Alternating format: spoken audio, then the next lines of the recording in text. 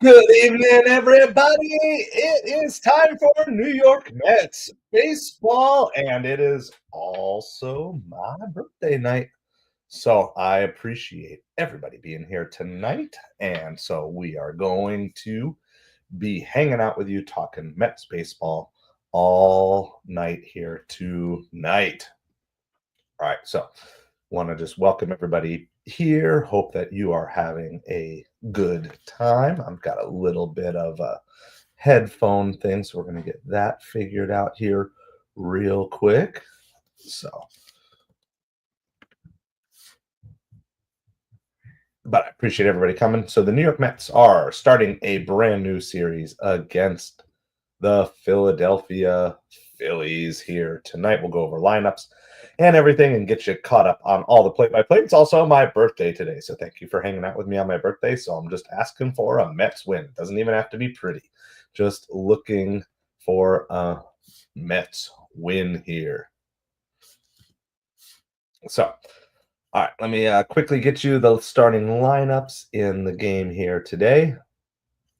Bryson Stott's going to be leading off for the Phillies, playing second. Trey Turner batting second, shortstop. Bryce Harper, first base, batting third. Schwarber, batting cleanup. Castellanos, fifth. Kepler, sixth. Real Muto, seventh. Alec Boehm, and then Rojas batting ninth. For the Mets today, it's going to be Lindor, Soto, Alonso, Nimmo, Winker, Torrens, Acuna, Beatty, Tyrone Taylor. So once again, no Vientos. I don't know if that means that injury is a little bit more than what we've been led on to or whatever.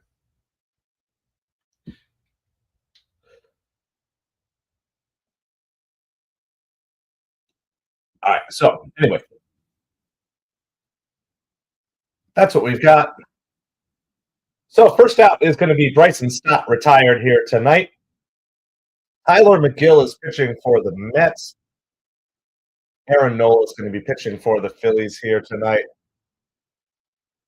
Philly chopped cheese tonight. So on my birthday, my traditional birthday meal. Thank you, Red Man. Appreciate the birthday wishes. Thank you, Jonathan, as well for the birthday wishes. My traditional birthday meal is actually Philly cheesesteaks, but because I'm kind of sick, I'm holding off on them. So that'd be kind of sacrilegious to be having Philly cheesesteaks the same night that we are facing the Phillies here. Cameron, RD, Frosty, good evening to all of you. We're talking New York Mets baseball. It's 1-1 to Trey Turner. It's also my birthday here tonight. I ended up actually having fried chicken today, 7 Up. So I had fried chicken and chicken wings for my birthday meal today.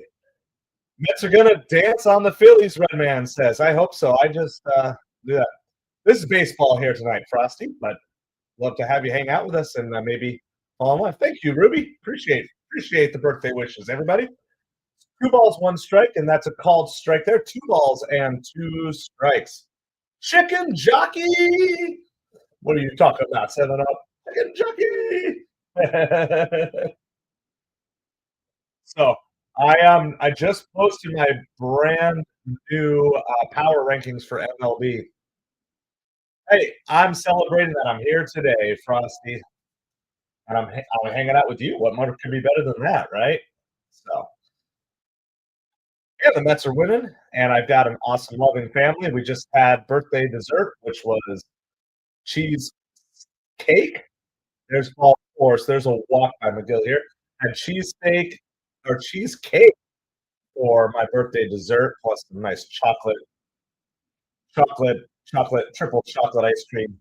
I like lots of chocolate. So, and the customary booing for Bryce Harper coming to the plate for the Phillies here. M4. I have the Yanks crack the top 10 this week. I didn't have them in the top 10 last week, but they're starting to do it. Top, no, I'm a follower of Jesus, not a Muslim. Bryce Harper is a great baseball player on the Phillies, but he's also very polarizing. And Mets fans are not a big fan of the Phillies in general, nor are they fans specifically of Bryce Harper. So, 1 ball, no strikes to Bryce Harper. Tyler McGill looking to build on the really good start that he's had for the season. That's a strike. 1 ball, 1 strike. McGill has a 1.37 ERA currently, which is absolutely stellar coming into the season today. So, welcome everybody to MetropoliFins. My name is Craig. We are YouTube's smallest New York Mets and Miami Dolphins channel. That is inside 2 balls and 1 strike. Frosty, I'm long past caring about being cute. Long past needing to worry about that stuff.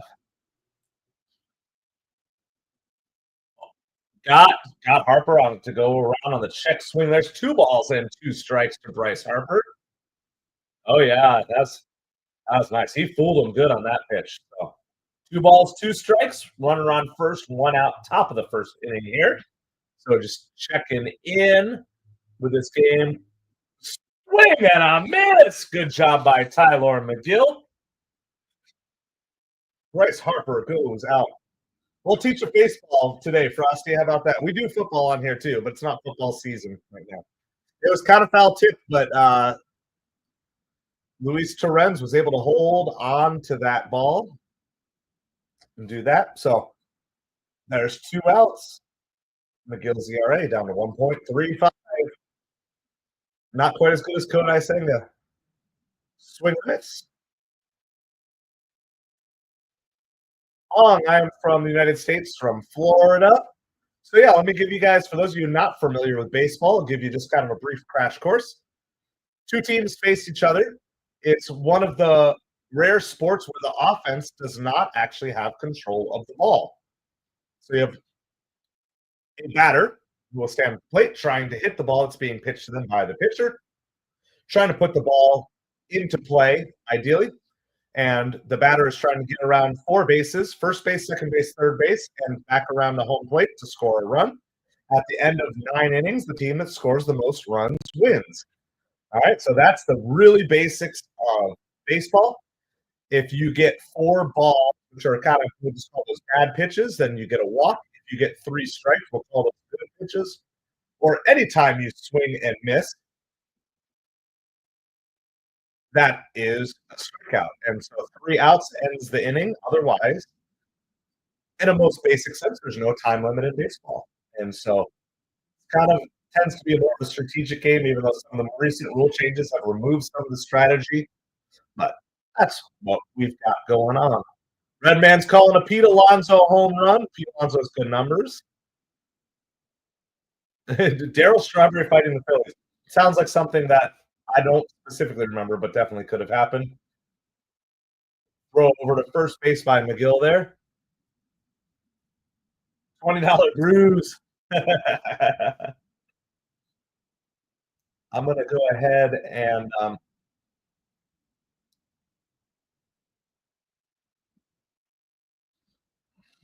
going to throw up the couple of links here. Just a little bit long. That 2 balls, 2 strikes to Kyle Schwarber. Tyler McGill is pitching here, trying to get out of this first inning. He did have 1 walk, but otherwise, Phillies have not really put the ball in play yet. So that's popped up. It's going to be in foul territory. Beatty is under it, and he makes the catch. And that's going to retire the side. Myanmar on. Well, awesome. Thank you for hanging out with us here tonight. You'll come back when I put on weight. Just give me a couple more days of eating cheesecake and ice cream, and then that'll be there. All right. So with that in mind, we are headed to the top the bottom of the first inning with the Mets chance to now hit. I'm going to have to look that up, Redman. I'm going to have to look up the Mets Phillies fight. Do you know, was that like 87, 88, somewhere in that time frame? I'll do some looking here. So we're on a commercial break right now, so you're not missing any of the action. Appreciate everybody hanging out with me. So thank you guys for hanging out with me on my birthday. So we had a fun family day as well today. The kids were actually still off from school because Easter break.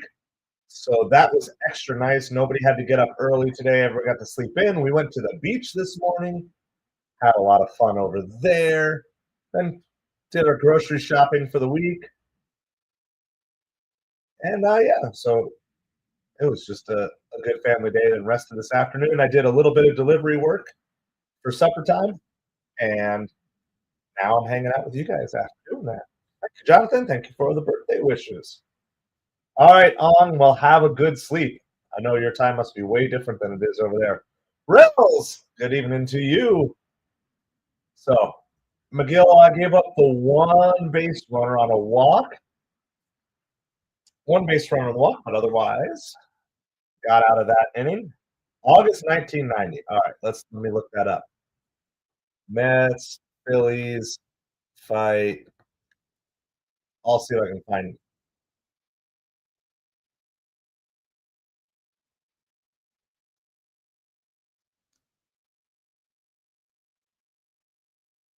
I mean, there's long histories of the Mets and Phillies fighting over the years. I'm doing well, Rels.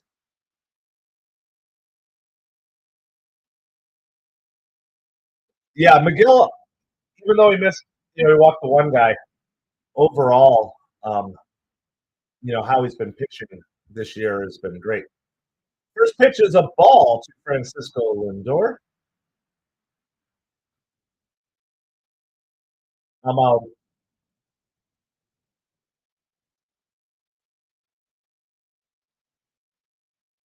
So that the fight in 1990 started when they hit Doc Gooden with a pitch, and Doc Gooden, the pitcher, charged them out. That's so epic. I love 80s baseball, early 90s baseball.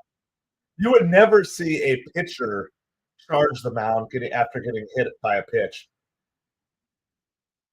Your perfect birthday morning, coffee shop, breakfast, golf 18 holes, barbecue steaks for lunch. Hey, that's not a bad day whatsoever. We did have coffee. My wife made blended iced coffee treats for everybody here. 2-1 to Lindor. Pulls that one foul. 2 balls and 2 strikes. And then cap it all off with a Mets win. So I like not having to do a whole lot on my birthday. Doesn't always work that way, but this year it did. So super excited that I was just able to relax all day, not do much. So if you guys want to watch the fight, I'm going to post the link here. Hi, deep fly ball to right field. Lindor does it again. Home run leadoff for Francisco Lindor. Happy birthday to me. And the Mets scoring an odd number of innings. Keep on rolling. There you go. You love Francisco Lindor so much. My goodness. So much better than the beginning of the season Lindor we had last year. Lindor wants to go to an all-star game this year. Second in MVP voting in baseball last year, and yet not good enough to go to the all-star game. 1-0. New York Mets take the lead on the Lindor. Soto squares around the butt, pulls it back, but still called strike. Oh, man, he just saw that so well. He was looking for that pitch. Lindormination! You better believe it, Sharon.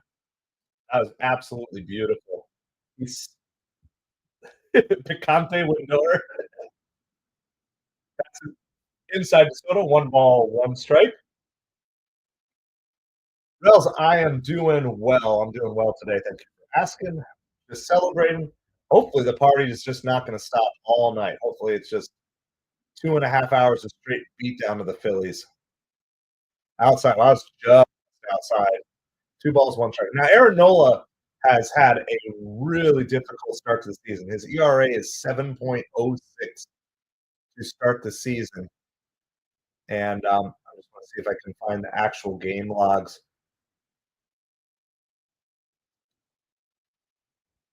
So he's given up 5 earned runs, 3 earned runs, 2 earned runs. It looked like he was getting better. And then his last game against the Giants gave up 6 earned runs. So just no sort of consistency by Aaron Nola this year. And we'll take advantage of it as long as we can. 2-2 pitch. Soto chases that one. So Soto's still he's getting closer, but he's still not seeing pitches well. But what's been so great about this is the Mets keep winning, and so it's like when the Mets keep winning, it gives everybody the time they need to work through all the little flaws in their swings and the things that they need to get fixed. Because obviously, there's always things that players need to be working on. Lindor did it again. Francisco, I'm going to tell you what. There's a legitimate chance. Shohei is not off to a. I mean, he's still a great baseball player, but he's not off to a blazing start. Phillies bullpen is super taxed. Yeah.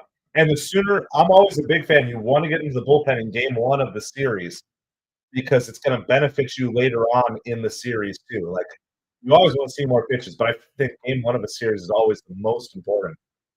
So the sooner we can get Nola out of here, the better it will be for the Mets, not just for today, but for the entire series. Pete Alonso's at the plate. There's no balls and two strikes here, by the way. But right now, I mean, Lindor's on fire, but so is Pete. Broken bat liner to short caught there.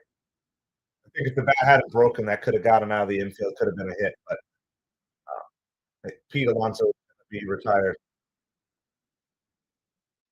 Oh, I think Lindor's lived up to his contract. I I don't have any issues. I mean, the first season was a little rough, but he was second in MVP last year.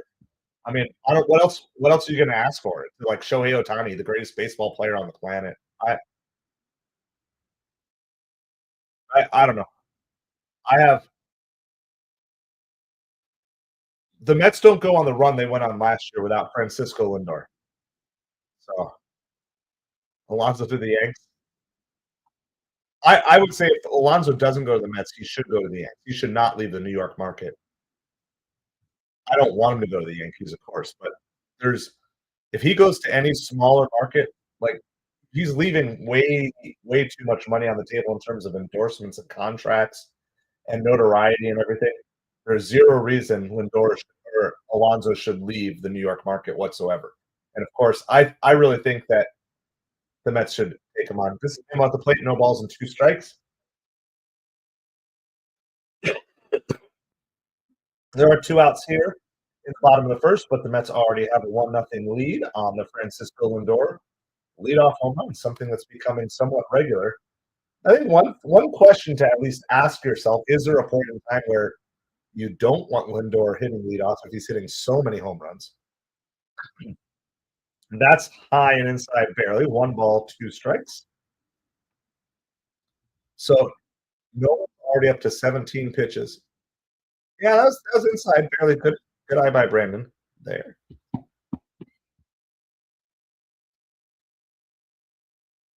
Here's the pitch.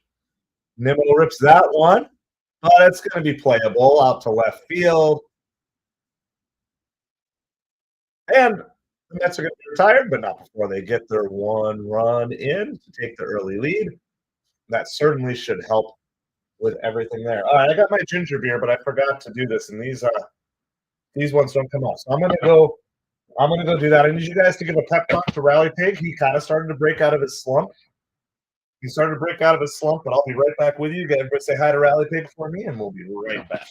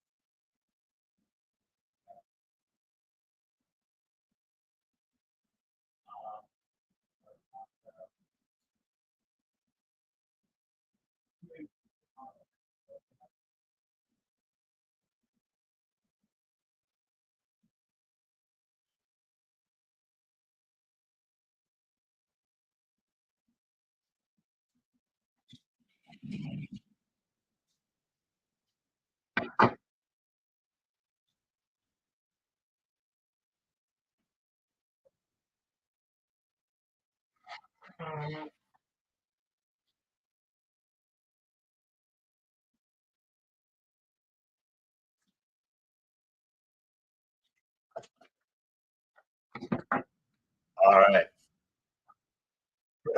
I'd never show your face. Man, the crowd is harsh. Crowd is harsh here tonight.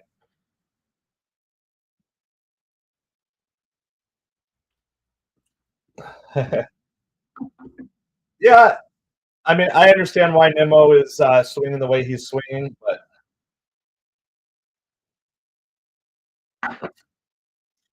I don't love this version of Nemo, but it is who he's going to be, and I think that's just who he's going to be for the rest of his career. So, I mean, his home run total has been going up every season, and that's what's valued more currently by baseball executives. And I'm sure they've had plenty of talks as to what and who they want Nemo to become. And the thing is, you're there are freaks of nature like Ricky Henderson and Vince Coleman who can be speedsters their whole career. Maybe that's someone like an Ellie De La Cruz could be like that. But in general, your leadoff hitters are going to kind of be those fast guys for a short period of time, and then your next guy's going to come through. And so you can definitely see in a year or two if Luis Angel Acuna could get his on base percentage higher, get his on base percentage closer to like 350, 400 plus, where he could be a leadoff hitter, right? It's kind of one of those you kind of constantly need to be cycling through on a regular basis under most circumstances. Castellanos is at the plate here, and it is a full count, 3 balls and 2 strikes. So we're watching basically every out McGill gets without giving up a run. His ERA goes down by about 0.02. He's down to 1.33 ERA on the season. Strike 3 call Castellanos. McGill's pitching is looking pretty sharp. Pretty sharp here tonight. Well, so if there's going to be a guy who's going to do some damage tonight, though, maybe it will be Nimmo. Nimmo's my favorite Met, so maybe he'll do a birthday for me. But probably one of my favorite Mets to cheer for over the years has been Tyler McGill, and I've always been a firm believer in McGill. So maybe he'll put up a special performance for me here tonight. Because when they walk down the field tonight, we say, "Wait, no, Craig from MetropoliFins is streaming this game, and it's his birthday, so we got to win for him." It's like almost as important as like Babe Ruth's supposed called shot. So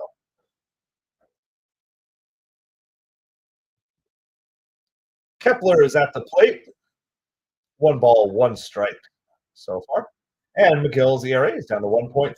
So we're going to hopefully watch that ERA drop throughout the whole game. 1.31.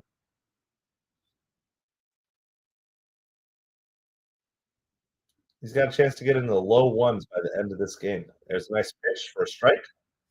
Down the middle there. 1 ball, 2 strikes. I appreciate everybody hanging out. This is MetropoliFins. We are YouTube's smallest New York Mets and Miami Dolphins channel. My name is Craig, and it's my birthday today, so we're just doing birthday celebration, watching the Mets game. Here's the pitch. Strike 3 on the inside corner. Man, McGill is painting that inside, outside corner, depending on the batter, inside to the lefties. Oh, it's beautiful. It's like right on the edge. It might be technically a ball if you had the ABS system, but it's just such a beautiful pitch. And it keeps freezing the Phillies hitters. JT Realmuto at the plate in 231 with 1 home run in the season. Ego's first pitch swinging here. Fouls that back, no balls and 1 strike, so it's looking good for McGill. You signed Soto on your birthday. You better believe it, Sharon. Let's see if Nimmo can give a good birthday. I know he already made it 1 out.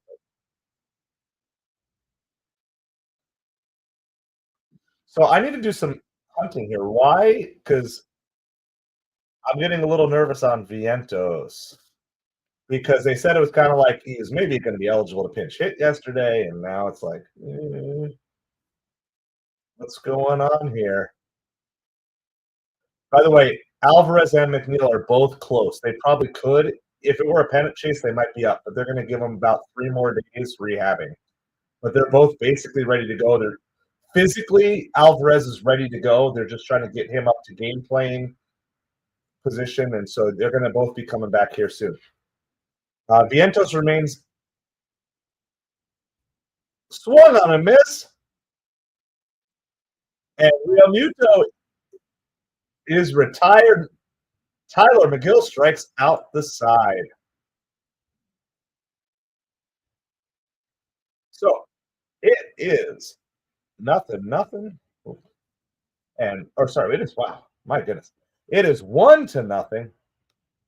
And we go to the bottom of the second inning. Tyler McGill got his ERA on down to 1.29. So yeah, let me read you a little bit about Vientos. He remains out of the lineup for Monday's game against the Phillies.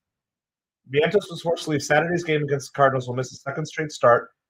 He did take ground balls Monday, scheduled to hit later Monday afternoon.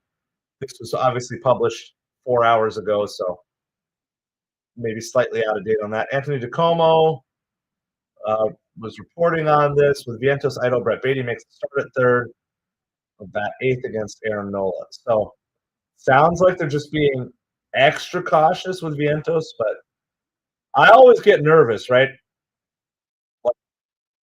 Like with Mania, it's like, oh, it's going to start ramping up, and then had to slow him back down and do that.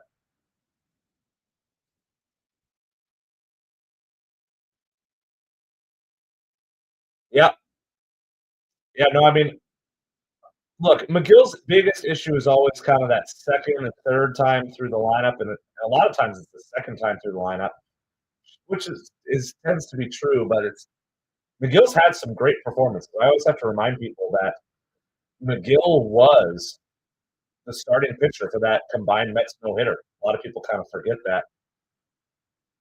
Yes, I saw that Arias collision, Jonathan. It was that was scary, and kind of kind of dispelled a lot of rumors, or not rumors, but understanding people have at that collision at first base. Like it's still kind of no man's land. I don't know if they're gonna push for like the I don't know what it's called, the courtesy base, but that wouldn't have stopped anything because he still had to reach over that way. He had to reach into foul territory to make that catch. It's like it's scary. That's what when you get two players that are pushing hard. That's just sometimes what's going to happen.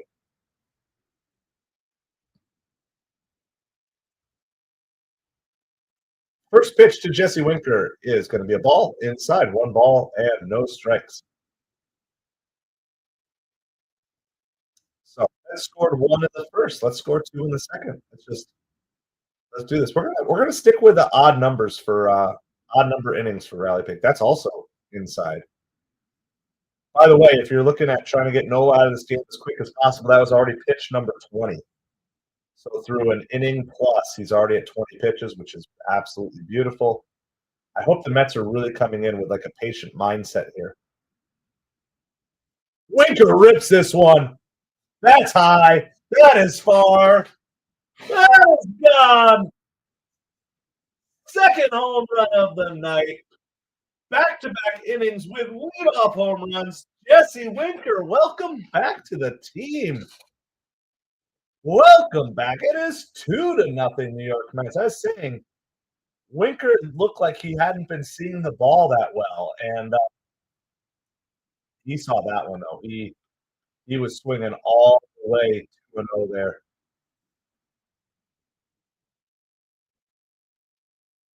So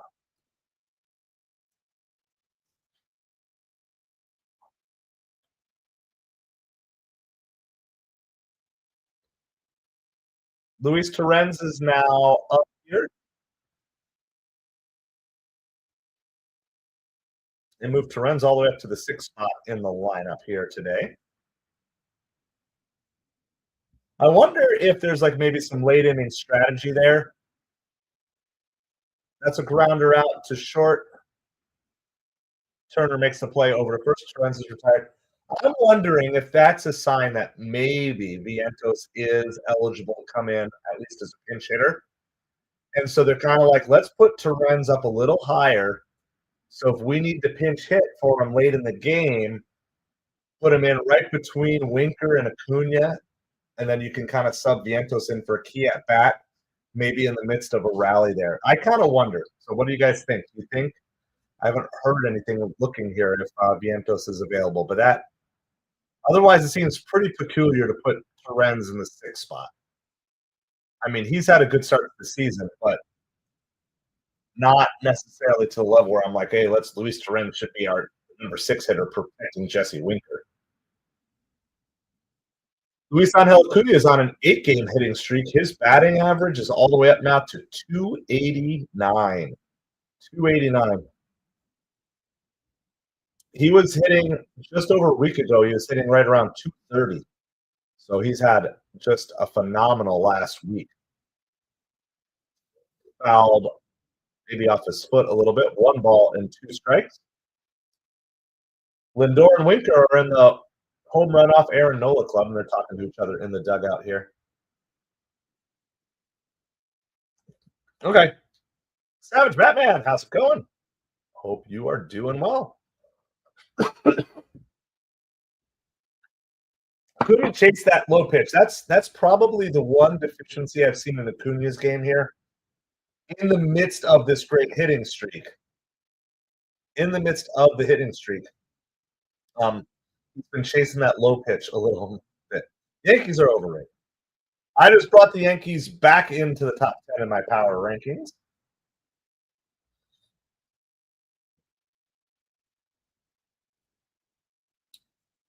But I understand why you, as a Red Sox fan, will always think that the Yankees are overrated. Brett Beatty at the plate here. 2 outs in the bottom of the second. First pitch is a strike there. No balls, 1 strike to Beatty. Beatty fouls that one out of play. No balls and 2 strikes. So we are 2-0 Mets. Bottom of the second. Home runs by Francisco Lindor and Jesse Winker already in this game. Yep, Red Sox got off to a good start, but they kind of leveled out a little bit. But I mean, they're right there. You know, if your team is over or even close to 500 at this point in the season, that's fine. That's outside. Maybe a good take there. 1 ball, 2 strikes. Tyrone Taylor on deck in the 9-hole, and then trying to flip it around to the top of the lineup.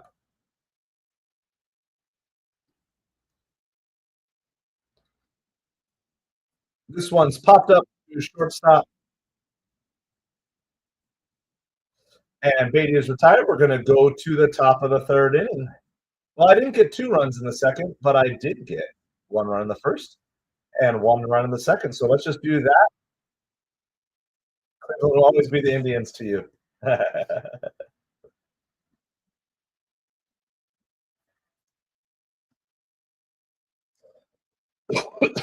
Well, I appreciate everybody hanging out.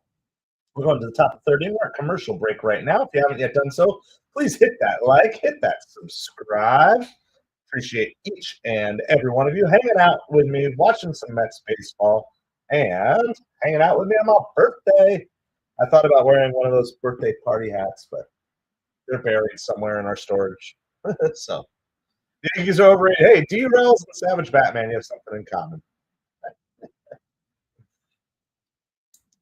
That being said, Aaron Judge is the leader in 3 categories in the major leagues right now. So I'm sure your Aaron Judge is overrated. Will only get laughs from everybody else at this point, Savage. He's leading in hits, RBIs, and is it runs? Hits, runs, RBIs? Not home runs. It's like, or is it, no, it's hits, RBIs, and batting average, I think. You missed the Winker dinger. Yeah, Aaron Judge is still overrated. I know. You're a man of your word, Savage Batman.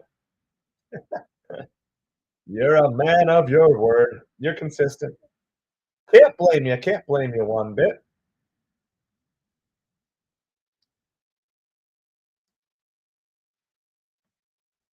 Due up for the Phillies here is Alec Bohm,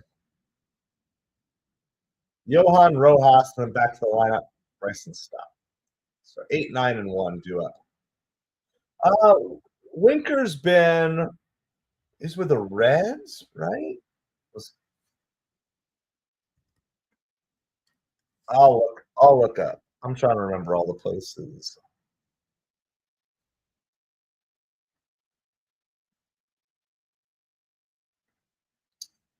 Yeah, so he started out with the Reds. That was like 2017 to 2021. Then it was with Seattle, Milwaukee, Washington Nationals, and the Mets. There you go. There you go. Jonathan's got you covered too, just as fast as me. And Jonathan's probably doing it off the top of his head. I always tend to like associate players. I always lean towards the team that they came up on in most circumstances.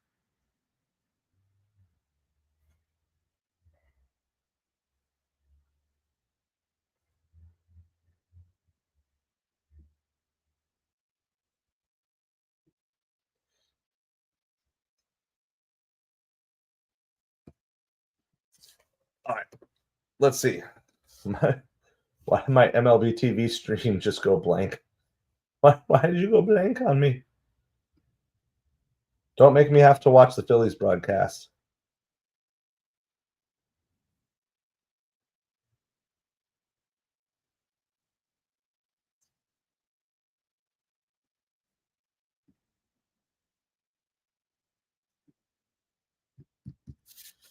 All right, I'm gonna pull up the game day here because I've got some sort of delay going on here. I do not have the Red Sox in my top 10 right now. Savage Batman, my apologies. They're not. They're close. All right, Alec Boehm strikes out swinging there. That is the first out in this inning. Sorry, my I don't know what's going on. There's like MLB TV is like the game is in commercial break right now. Like, no, it's not. MLB TV has been really. I've seen had more issues with them this year. Savannah Bananas. Tell you what, Savannah Bananas are doing some good for baseball. They're bringing kids back. They're bringing kids back to the game of baseball, and that's always a good thing. All right, finally. I don't know exactly. There's a lot of teams. It was hard. It was hard to pick a top 10. And I honestly I didn't even have them in the mix. They're probably there's just like a lot of teams that we don't really know if they're contenders or pretenders yet. No balls and two strikes to Rojas. I finally have my game feed back live here again. Tyler is looking sharp here today. He struck out 4 batters in a row. I did do honorable mentions, but I just didn't have them there. I had to get the Athletics in as honorable mention because despite all their situation, they're like within one game of 500. So let's see.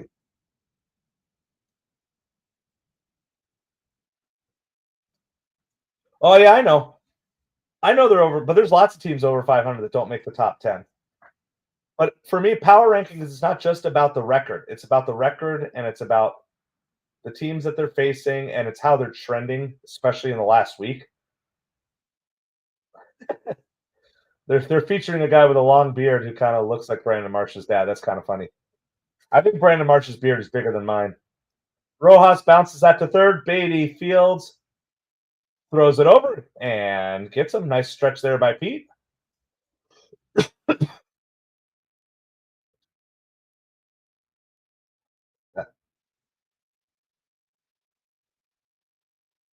Yeah, that's a really good tippy toe stretch by Pete on that play there. There's 2 outs. What other games should I care about? Well, the Cardinals are playing the Braves, so let's hope that we made the Cardinals angry this past week, and the Cardinals are winning 2-0. Yankees are losing 5-0 to Cleveland, so Savage Batman will be happy about that. That pitch is a ball way inside, goes all the way to the backstop. 1 ball, no strikes. But Bryson Stott. So Tyler's ERA is down to 1.23.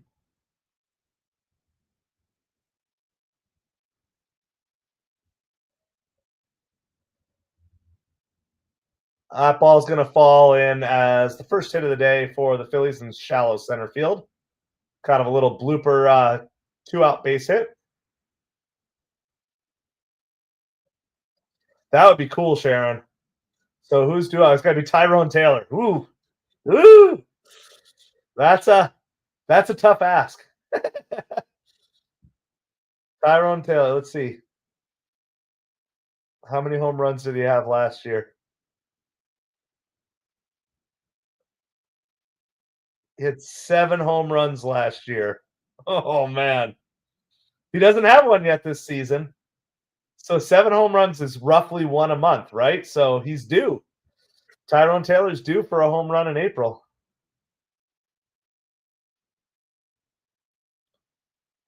Turner pops that one up. It's going to be foul out of play behind home plate. It's going to be 1 ball and 1 strike to Turner.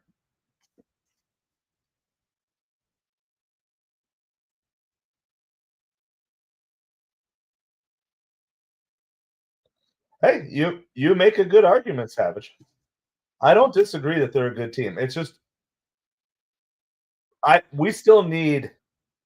The problem is the NL West has been like phenomenally strong. You realistically could fill up 4 of the top 10 spots with. I mean, well, I got Padres, Dodgers 1, 2. Most everybody else has the Dodgers 1 just because they're the Dodgers.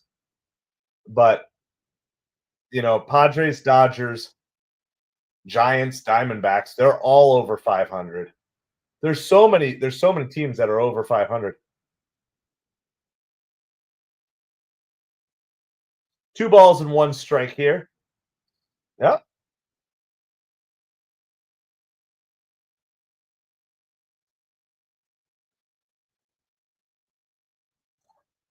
If that NL West is going to be a gauntlet, though. That's just outside. That's the pitch McGill's been able to hit on tonight, but didn't get the call on that one. Maybe just a little more outside than normal. So it's 3 balls, 1 strike. There are 2 outs, so you're just looking for any out here. Gets you out of the inning. And that's going to be a walk, so the situation gets a little dicier here. Now you got to face Bryce Harper. There are 2 outs, but yep. I'll tell you what, the Angels needed that KC, or else they were probably going to drop out of my top 10. But that win kept them in the top 10 for me. And what I like is Trout is getting support from someone else. So first week he got support from yeah, they actually back to back. I dropped them. I had them higher last week, but 2 weeks ago Taylor Ward paired along with Trout, and then Shanuel had a great week last week. So that's what I really like about the Angels. It's not just a Trout-based team.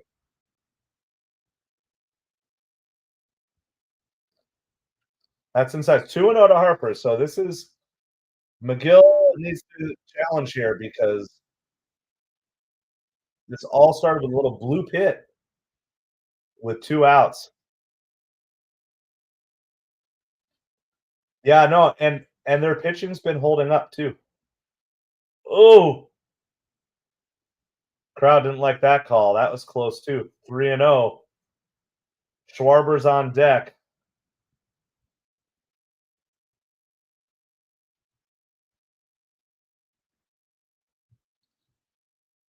All right, 3-0 to Harper. It's gonna be a walk. Well, now you got the bases loaded for Schwarber. This is this is not going the way we want here. Gonna have a pitching visit to the mound, Jeremy Hefner. Flipping over to Cardinals Braves really quick while they're visiting the mound. Cardinals are up 2-0 with a runner on second, 1 out on the top of the third. Arenado's going to pop out to second base here.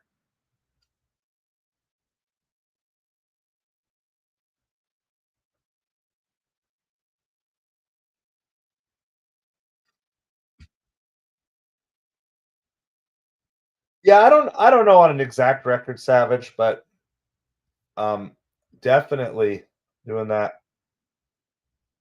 Tigers are destroying the Padres. They are so far, and Padres have been off to a rocket start this season. Yeah, we can do a full scoreboard update here. Let me bring that up. Well, we'll go back over the game. All right, Schwarber up with bases loaded. First pitch is a strike.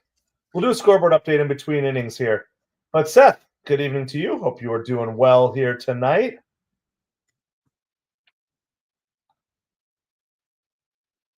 Oh, today Patriots Day or whatever. That's low. One ball, one strike. There's nowhere to put them. So Schwarber can be definitely looking for something to hit. You got bases loaded. There are two outs. So McGill's had the strikeout working, but you just walk back to back. Yeah, it's Boston Marathon, Patriots Day. It's all of that. Schwarber, big swing and a miss there down to a knee. One ball, two strikes. Yeah, that was a good pitch by McGill. Man, if that sinker didn't sink, that ball was going 400 feet.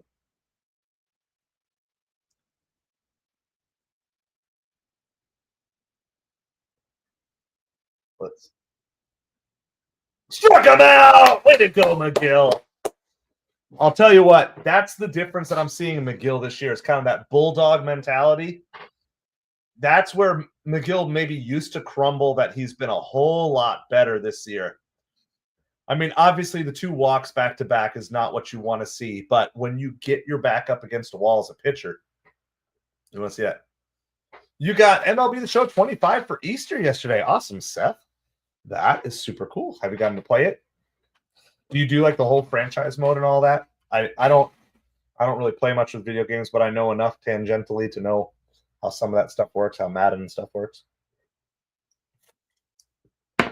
Yeah, so usually I would be up on that. I might have even done that, but today is my birthday, so I am. This is the first time I've really sat in front of a computer to do anything other than ship my eBay items this morning.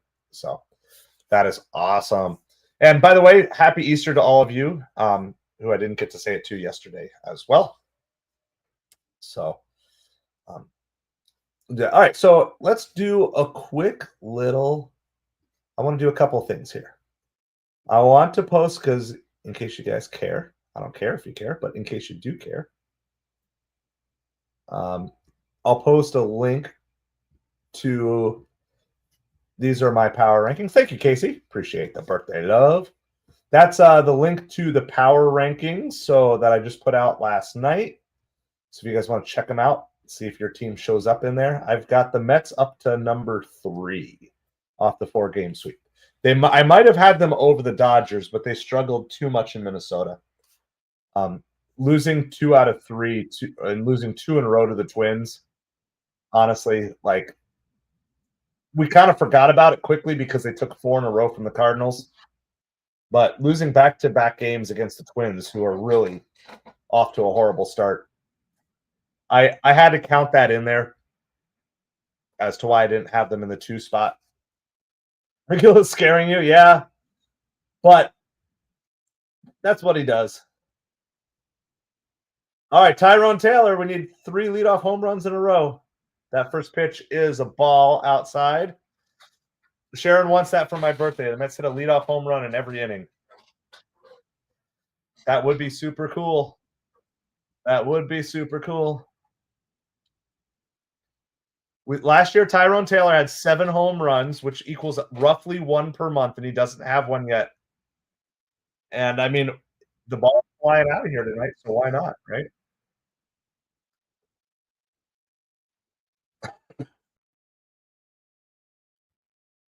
Taylor fouls that one down the third baseline. It's going to be 1 ball and 2 strikes. Still overcoming this cold just a little bit, but I don't think my voice is quite as froggy as it was yesterday. All right, 1 ball, 2 strike pitch to Tyrone Taylor. He flies that one. It's going to be shallow right field. How about we take a leadoff base hit? We'll take a leadoff base hit every inning. I know the Dodgers lost to the Nationals, but I think the Nationals are a better team than the Twins. So I think those two cancel out at this point in time. Okay, that's what's fun about power rankings. It's hard. Like I always was like, like trying to do it, but then when you actually compare teams side by side and you look at the trends and you look at it's like, wow, it's really tough. The interesting thing with the Dodgers is they're actually not near the top in any statistical category, hitting or pitching, and that's what kind of scares me about how good they can be too. We keep talking about how good would this lineup be once Soto comes around, once everyone's back. Well, I mean, you could kind of say the same thing about the Dodgers. They're not leading the league in many really major hitting categories or pitching categories, and they're just that naturally talented. So I think it's going to be the Mets, the Dodgers, the Phillies near the top kind of all season long. And it's really hard. I think it'd be easier if I was just doing, I do think the National League is stronger than the American League overall. I think we've seen enough interleague this year to say that that's a trend for right now. Braves just hit a home run. It's tied up. 2-2. 2-2. Braves and Cardinals all tied up. Tyrone Taylor gets back. By the way, it's Francisco Lindor at the plate. He had a leadoff home run. The Mets have had a leadoff hit in every single inning. Yeah, I know. The 16-0 loss to the Cubs was baked into the power rankings from the previous week, though. So I try to value about 50% of what they had done up to that point and 50% of the previous week. That's high and tight. Look, there is definitely an argument to put the Mets as number 1, 2, 3. I try to temper. I try to be as unhomerish as possible when it comes to power rankings. It's hard, but I try to be as unhomerish as possible. That's a walk. First two runners get on. So Mets have runners on first and second. Nobody out in the bottom of the third inning. All right, Riley Pickett's come out for the odd number innings. He did better last game. He was 2 for 2 last game. Oh, Jonathan makes the big call, and he's been saying this, to be fair. Rangers and Diamondbacks missed the playoffs after going to the World Series. Dodgers are next. Dodgers are the highest pick to beat the Cubs tomorrow. That could be true as well. No Rally Pig. No Rally Pig. Well, Rally Pig and Soto are going to be linked together here. First pitch is a strike to Soto.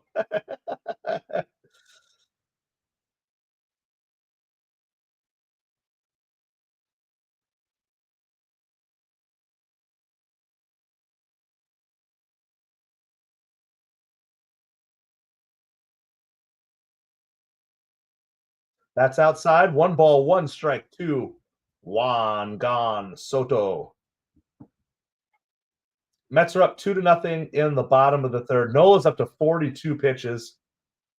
As much as I love beating up on Nola, I want to also beat up on this bullpen because their bullpen has been especially weak.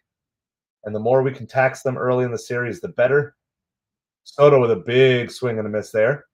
1 ball and 2 strikes. The Dodgers and the Cubs have played way too much to start the season. Just like the Mets playing the Astros, the Marlins, the Cardinals. Like, we keep playing these same teams that we played all of spring training. Whoever put together the spring training and early season schedule was absolutely drunk. There's a step off by Nola. Good job. Good job by Taylor to be annoying out there on second base. Of course, the fans will boo, but man, I love seeing that. If you've got the pitcher thinking about you when you're on second base, that's beautiful. Anything that distracts them from their mission of getting the batter out means you're doing your job out there. Soto rips one. Home run! Juan Soto! Juan Bob! Juan Soto! 3 runs! We got Juan Soto for Juan Soto! He destroyed that ball. The only question was whether it was going to be fair or foul. Juan Soto is back. Rally Pig is back. There's probably going to be a review. If it stands, that is Juan Soto's first home run at Citi Field.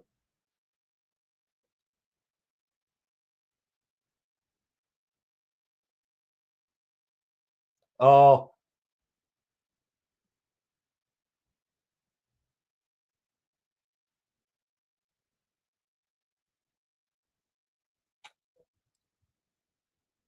Lindor.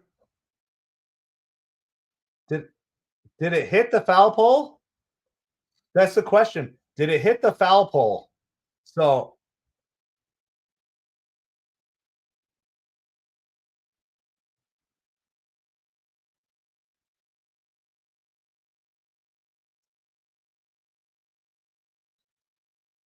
oh,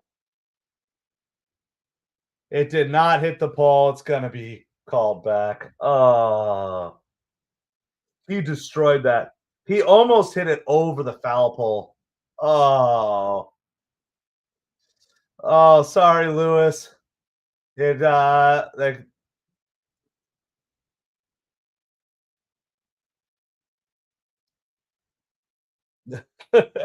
they overturned it. So everything's gonna reset. So let me reset where we're at. That is not a home run.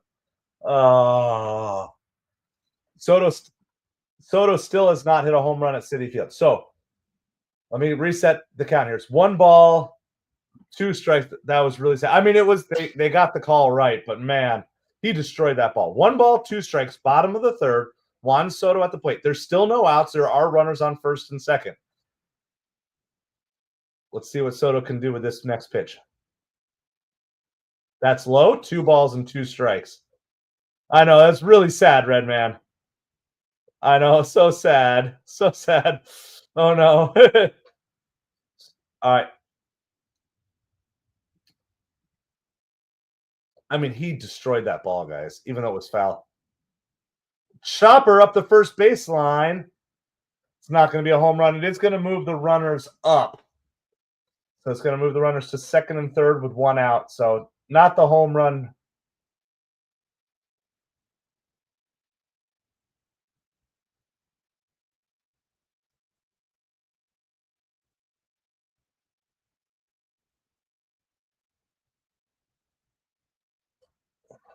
Oh, so close. You're going to have to see that replay later if you're not watching the game live. Hope that was so. All right, Pete Alonso's at the plate with one out, runners on second and third here.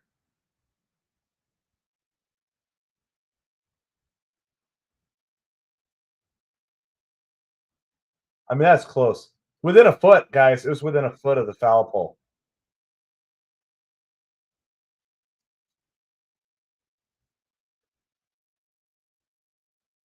Oh, Pete with a big swing there. No balls and two strikes. I'll see if I can find a replay here in a second for you, Lewis. All right. Jonathan says Strom and Luzardo are not available. Let me see if I can find a replay of it. I don't know if they'll show it. If not, during commercial break, I'll go back and show it. If you're on the horizontal stream, you can watch it on there. I'll just rewind and replay it real quick. Pete chases that one. So that was a big strikeout, getting Pete Alonso chasing. All right.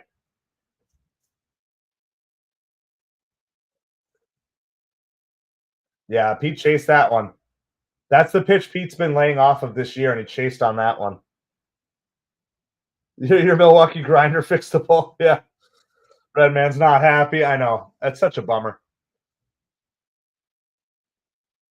All right, Brandon Nimmo. Swimmo, Brandon Nimmo. Let's do something here. First pitch is fouled back.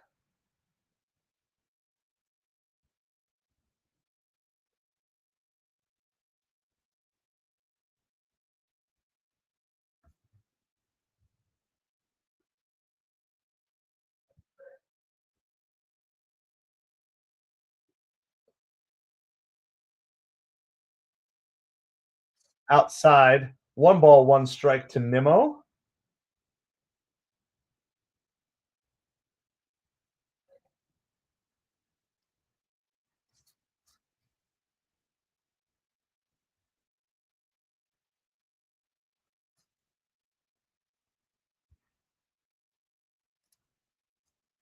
One ball, two strikes, and then I'll call on that high strike call there. All right. Not waste this opportunity, Mets. You had first and second, nobody out. Let's get these runs home, Nemo. You know what you got to do. That's high. Two balls and two strikes. Someone's grunting. I think it's Nola's like grunting really hard every time he pitches. Yeah, no, I mean it was the ball was foul. It's just sad. I mean, Nola's up to 53 pitches so far. Nemo got called out on strike three. All right. Well, the Mets did not take advantage of that inning. Uh-oh. I just saw that, Jonathan. I'll make that disappear. We won't. We can make that disappear. All right. For those of you who are on horizontal, let me find the replay of that.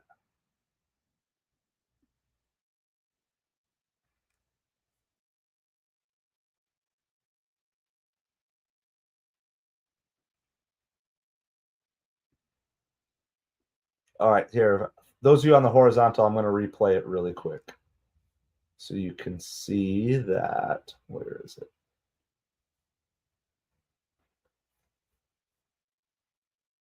I'm not going to share the audio because I don't want to get flagged by YouTube, but just so you guys can see it here. Not that pitch. It's the next pitch. It's the 1-2 pitch.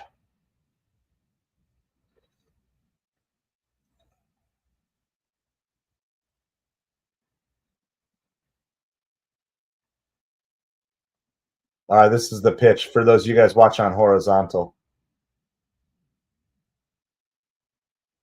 Oh, and then there's the step off. By the way, I was saying right before that the pitch before or what was going on was all the distracting work going on second base. So maybe that did kind of impact Nola. Worried about the runner.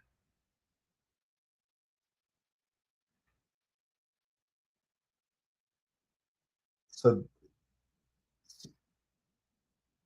I know it's a little choppy, but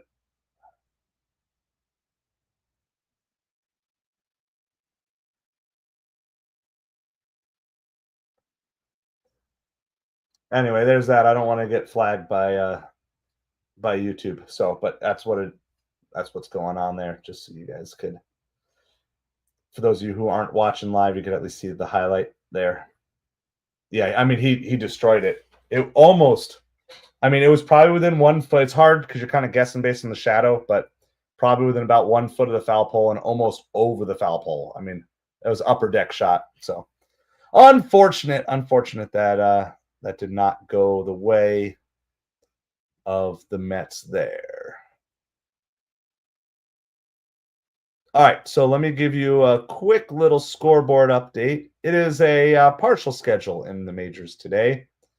Cardinals, Braves are all tied up 2-2, bottom of the fourth. Guardians over the Yankees 6-2. That one's top of the seventh. Marlins are beating the Reds 3-0, bottom of the sixth. Tigers over the Padres 6-2. Of course, in our game, Mets are winning over the Phillies 2-0. Blue Jays, Astros just underway, 0-0. And then Brewers and Giants play tonight at 9:45. And the early game of the day, the Red Sox defeated the White Sox in the Battle of Sox 4-2. Bueller got the win, gets his third win on the season. So that's baseball scoreboard. So it's pretty slim picking for a Monday. The Mets are in this stretch where they barely have any off days. So all right. Wow. Just getting caught up to the game here, and it's already 2 outs in the top of the fourth inning. McGill is mowing them down here. Sorry about that. Castellanos strikeout, Kepler fly out. That's how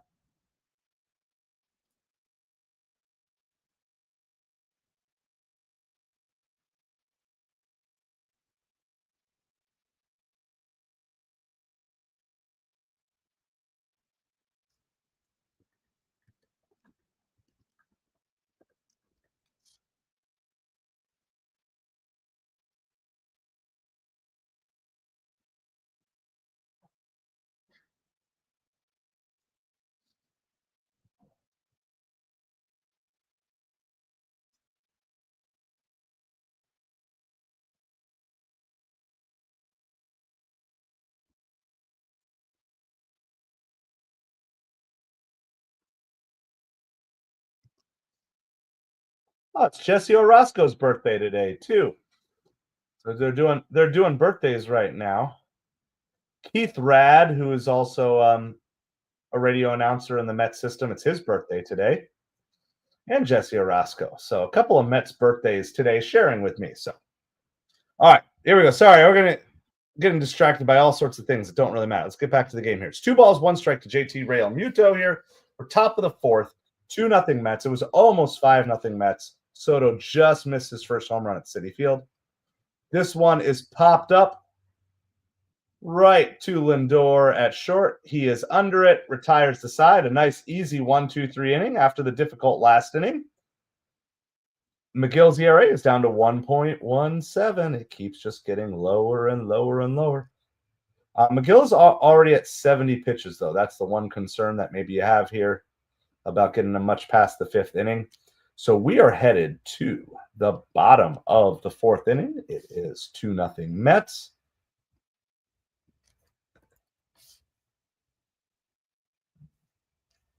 And due up for the New York Mets is going to be Jesse Winker, who already has a home run today, Luis Torrens, and Luis Angel Acuna. So that's who's due up there. In terms of pitch counts, Aaron Nola's at 54 pitches so far. So Mets trying to get in on this Phillies bullpen and try to feast on that bullpen if at all possible. Phillies bullpen has been pretty weak. And so definitely an opportunity to take advantage of that. Welcome back, Frosty. Have I gained any weight since you left? Probably, because I've consumed beverage and not unconsumed it. So it's 2-0 Mets. We're on commercial break right now, going to the bottom of the fourth inning. Home runs by Lindor and Winker and almost Juan Soto by about a foot. By about a foot.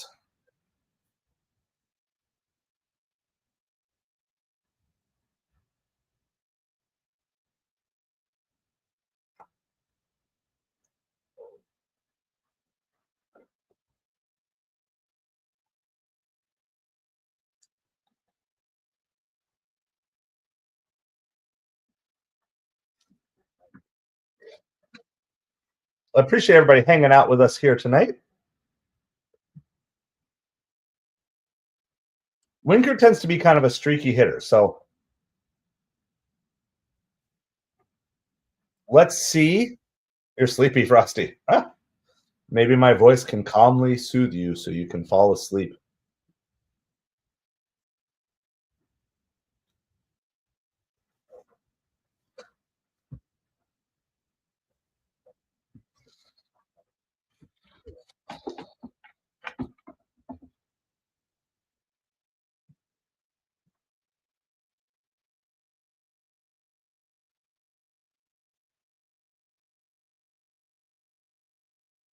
First pitch to Winker is a strike on the outside corner there. So Mets are up 2-0. Trying to keep expanding on this lead. They've had a leadoff base runner in every inning so far. And Winker gets a line drive hit to right field, and that trend will continue. So for the fourth straight inning, the Mets have the leadoff base runner on. Technically, first and second is leadoff home run, so we'll do that.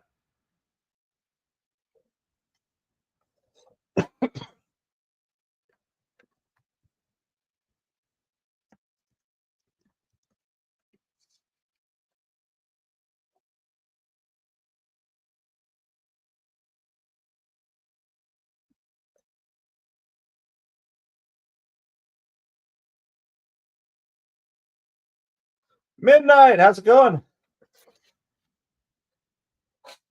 I'm learning I got to be quick to learn all of your musical references that I don't know. I know your anger. I know your dreams. I've been everything you want to be. Oh, I'm the cult of personality. How's it going? Talk to you to keep you away. Well, I'm just going to talk to everybody. I can't just talk to you. That'd be kind of weird, Frosty. Nothing personal. One ball, one strike to Luis Torrens here. Mets have Jesse Winker on first base. They're up 2-0 here in the bottom of the fourth. Torrens lines it, but it's a one hopper, and it's going to be a double play. It was well struck, but right to it. I'm doing well. It's birthday day today, midnight. So we're celebrating a birthday, hopefully with a Mets win. I've already celebrated it with fried chicken, chicken wings.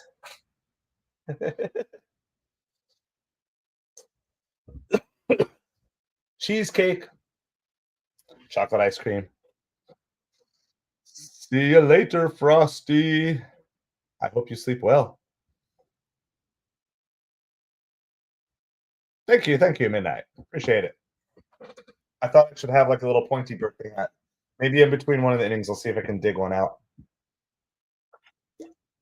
My family brought out old monster truck napkins, so I felt like a kid again.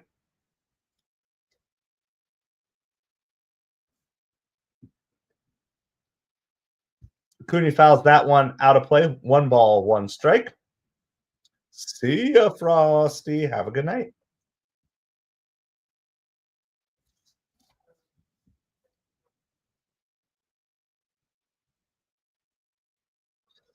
Acuna flares that one to first. That's an easy play. Not quite a 1-2-3 inning, but still a relatively easy inning for Nola as Acuna is retired.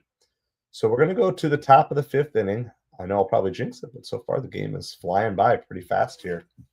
2-0 Mets. Due up for the Phillies will be Alec Bohm and Johan Rojas and Bryson Stott. 1, 2, and 3. Due up for the Phillies. If you want to see McGill get to the sixth inning, he's got to be pretty efficient here. He's already at 70 pitches, so he probably needs to be like 15 pitches or less in order to make it to the next inning, somewhere in the mid 80s. Dude, there's a lot. I was very, very sheltered as a kid. And so then basically a lot of this stuff is only stuff that I've gone back to actually discover on my own. Now, maybe if I heard it, see, that's the other thing. Sometimes if I hear it, I'll be like, it might work a little bit better. So hold on, let me look it up. But that's why I'm always trying to get cultured. Oh, they played it at WrestleMania 29. I mean, you're picking ones that always have like 50, 60, 70, 80 million views. So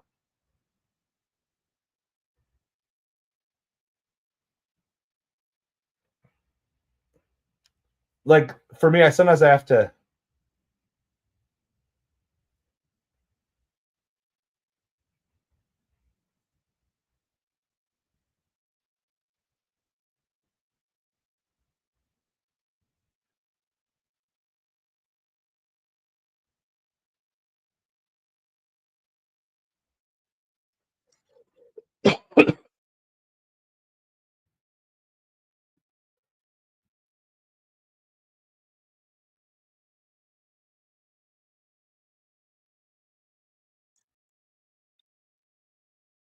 What year is this? Is this like 80s? Looks mid 80s.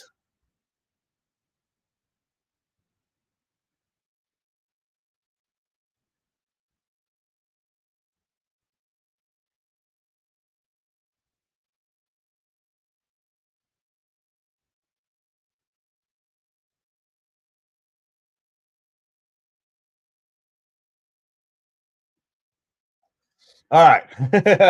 Done jamming the music here for a little bit. We'll get back to the game. All right. McGill hits the first batter of the inning. Now it's one ball, one strike to Rojas.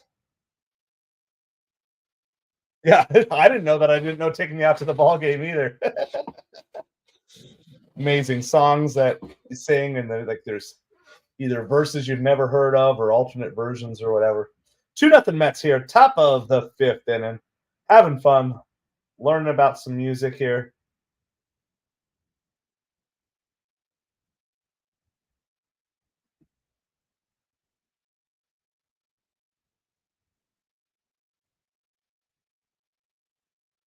1 ball, 2 strikes to Rojas here.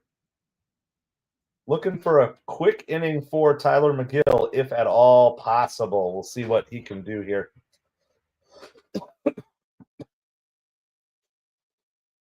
Trying to keep him in the mid-80s or less so he can come out for the 6th. That's outside. 2 balls, 2 strikes to Rojas.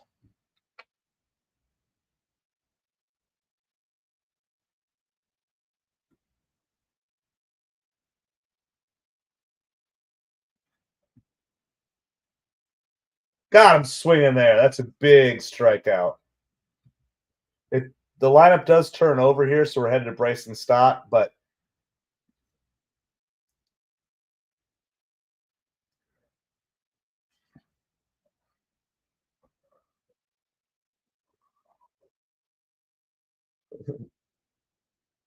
that's 8 strikeouts for McGill on the night in less than 5 innings. So that part of his game has been good.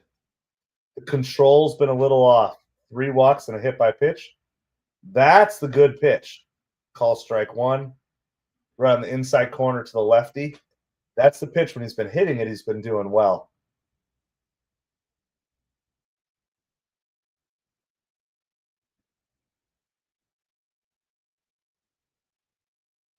Woo! Just low, I guess. 1 ball, 1 strike to Bryson Stott. Yeah, double play right here. I think if he can get out of this inning here, then there's a chance that they'll bring him back out to face Turner and Harper if there's nobody on base. That's a good pitch there. That gets a swing from Stott. 1 ball, 2 strikes.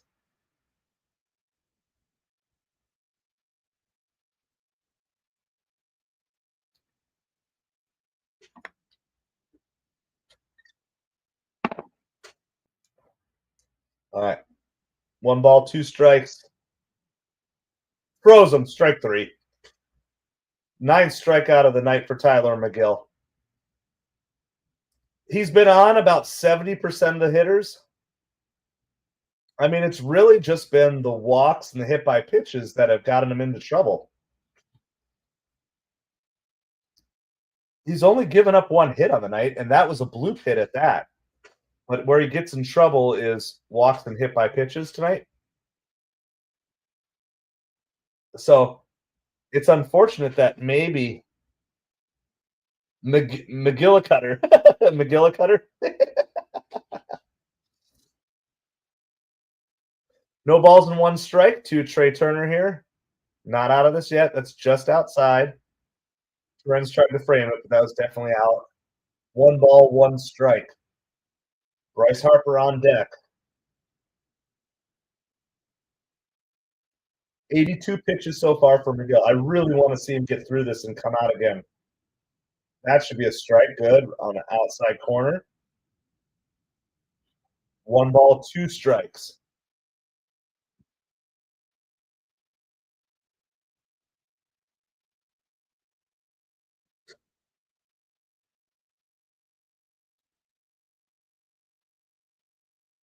Just outside. It's a 97-mile-an-hour pitch there by McGill. His hardest pitch of the night. But didn't get the call. I mean, it was probably outside, but it was close. It was close. 2 balls, 2 strikes, 2 outs, top of the 5th. Trey Turner up with 1 runner on. Mets up 2-0. God, I'm strike 3 called. 10 strikeouts on the night for McGill. He ends up striking out 3 batters in the 5th, not striking out the side. Turner's complaining about it. I don't know why. It was right on the corner. It was a good pitch, and I mean, if it had been the pitch before, I could understand the argument, but that was a strike. ABS all day, all night. One of the things I learned most about hitters and their view of the strike zone is in spring training, a lot of them don't really have a good knowledge of the strike zone because a lot of the challenges they made, they weren't off by a little. They were off by like a lot. Like they thought it was a strike or they thought it was a ball and it was like clearly a strike multiple times. So I definitely gained a little bit of compassion for the umpires, seeing how much players disagreed with calls that were clearly correct. Well, with that in mind, we're headed to the bottom of the fifth inning. It remains 2-0 New York Mets. I got to put Rally Pig's stats up. Rally Pig is coming in for the odd number innings. So Rally Pig is 0 for 1 on the night. So he came in the third. Looked like he was going to have a good chance, but the Mets failed to score their run. I know Jonathan wants nothing to do with Rally Pig, but Rally Pig was 2 for 2 last game. But he's still kind of working on a little bit of a slump buster here. So the line on McGill so far is 5 innings pitched, 1 hit, 3 walks, 10 strikeouts. His ERA is down to 1.11. Pitch count is at 85. They may not bring him out, but it would be nice if the Mets could score a couple runs here where they actually might bring McGill back out with a little bit of a cushion. I feel if it's like 4-0, they're much more likely to let McGill come back out, unless they've already told him he's done. But Beatty is leading off. Mets have had a leadoff base runner every inning. First pitch is a ball inside. Leadoff home run, and a couple of leadoff singles, I believe. Tyrone Taylor and Francisco Lindor, the next two due up after this. That ball's fouled off of Beatty's foot. 1 ball, 1 strike to Brett the Threat Beatty.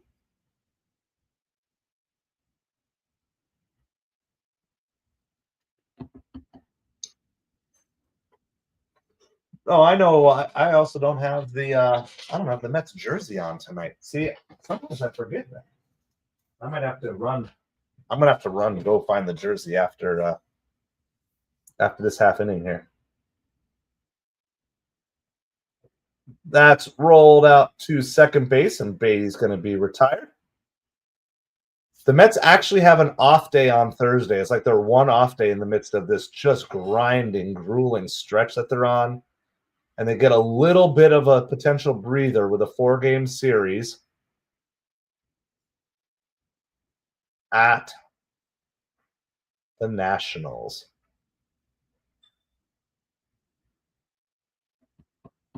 So we'll see if the Mets can continue to stack some wins here. Of course, this series is really important for the control of the division in the early going. First pitch to Tyrone Taylor is a strike called. Taylor is 1 for 1 with a single earlier tonight. That's low. 1 ball, 1 strike.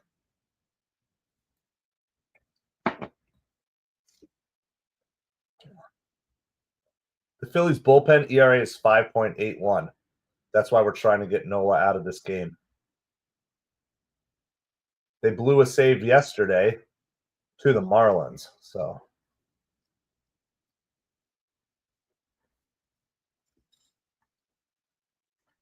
2 balls, 1 strike to Tyrone Taylor. Francisco Lindor on deck. Juan Soto in the hole. Here's the pitch. He chased. That was ball 3. 2 balls, 2 strikes.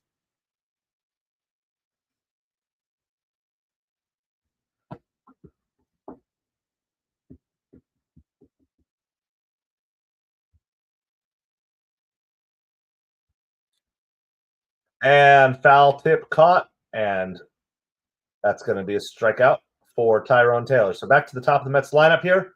Francisco Lindor led off the game with a home run. Oh, it's time for Micro.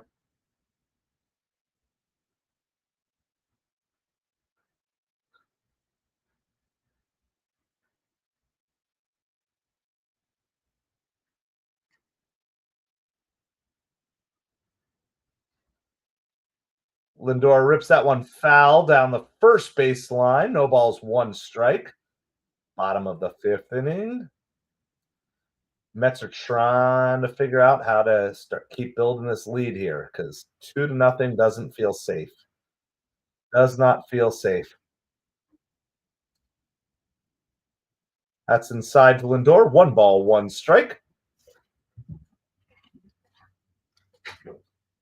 What can make me feel this way? My girl, my girl. Talking about outside. My girl. 2 balls, 1 strike to Francisco Lindor. Soto and Pete Alonso waiting in the wings if they get the chance. Lindor has one of the Mets' 2 home runs tonight. Jesse Winker the other. That's how we got to a 2-0 lead. Lindor swings big there, but misses. 2 balls and 2 strikes to Francisco Lindor. Francisco Lindor. And Lindor goes down swinging. There's a 1-2-3 inning for Nola, so he seems to be getting stronger as the game goes on. So we're going to head to the top of the 6th inning. It's going to remain 2-0 Mets. All right, we're at commercial break, so you're not missing anything. Let's do a quick little run through of all the games in progress. Cardinals have retaken the lead over the Braves. They were up 2-0. Now they are up 3-2. They just took the lead in the top of the 6th inning. Guardians still lead the Yankees, but it's 6-4 now. Marlins over the Reds, 3-0. Tigers over the Padres, 6-4. Mets leading the Phillies, 2-0. As we're covering here, and that Blue Jays-Astros game is still scoreless. The bottom of the 2nd, and in about an hour, Brewers and Giants will get going. And Red Sox beat the White Sox this morning into early afternoon, 4-2 for the Patriots Day game. So that's all the scores. It's a very, very light game day around baseball today. So make sure you stay tuned for the 7th inning. We're going to find some other creators that we can raid. We'll probably focus on Phillies fans and Phillies streamers if we can't find any. If we can't find any new Met streamers that we haven't done, but I think we're much more likely to find Phillies fans streaming this game than we have been. Oh yeah, there's a lot more people streaming today than other times. So we'll try to find someone who's small. All right. Tyler McGill does get to stay in the game here, which is good. You got to imagine it's going to be on a really short leash here, though. He's at 86 pitches. First pitch to Harper was a strike. No balls and 1 strike. It's 1 ball, 1 strike. Reed Garrett is warming up in the bullpen for the Mets. That's inside to Harper. 2 balls and 1 strike. The one thing you don't want to see here is walks.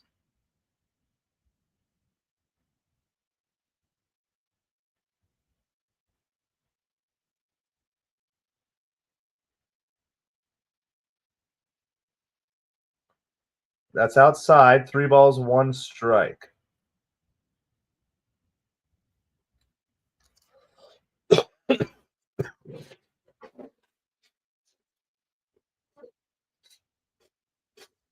There are so many Phillies streamers.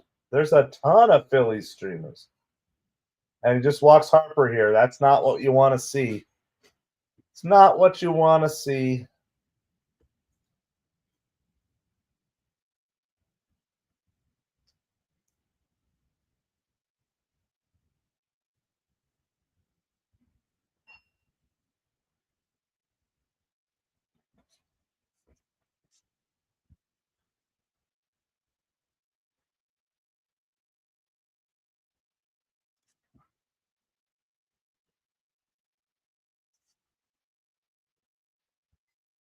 All right, Schwarber is up now for the Phillies. First pitch is fouled back, no balls and 1 strike.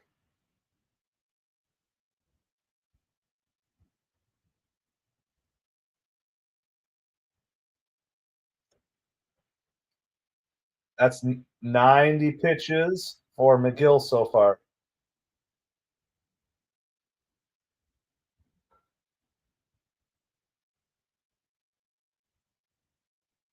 This is a fly ball out to left field. Nimmo under it. He makes the catch, gets it in. Harper's going to return to first. There's the first out in the top of the sixth, and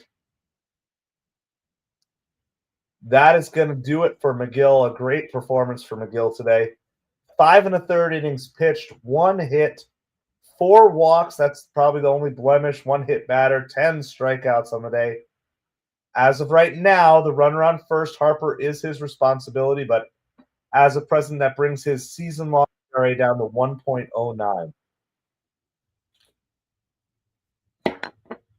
So that's what we got going on. So we're going to commercial break as we speak, so you're not missing anything. All right.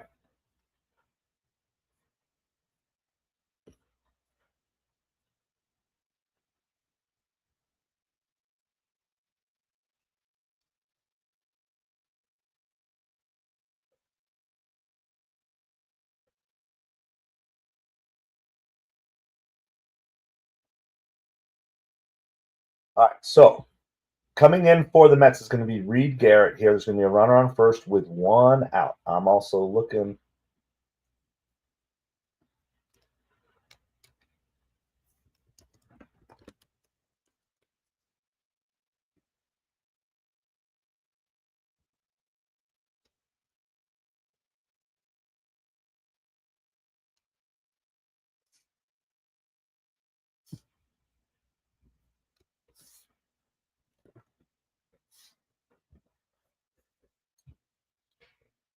So coming up now is going to be Nick Castellanos. Yes, I did hear about Pope Francis passing away. So condolences to his friends and family. I know that loss is always hard, but I think especially in that particular position that he was in, and this time of year being Easter season, probably hits a little extra hard for them. So, and then I believe that triggers a new, if I remember all my terms right, a papal conclave. It's not really my cup of tea.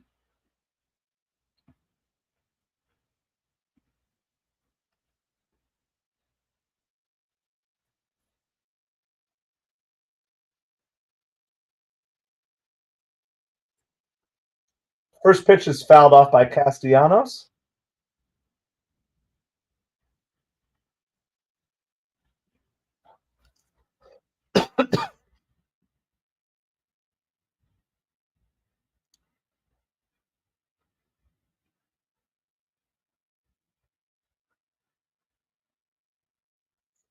Castellanos' jam popped up behind home plate, and Torrens is able to make the catch. That he made that catch look a lot easier than it actually was.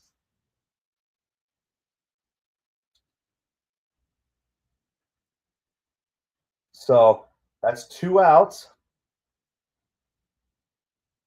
Max Kepler is up now, and Reed Garrett is trying to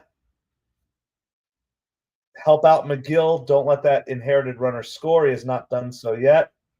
First pitch is a strike. By the way, Reed Garrett has not given up any runs to inherited runners, or any runs at all this season, any earned runs at all this season.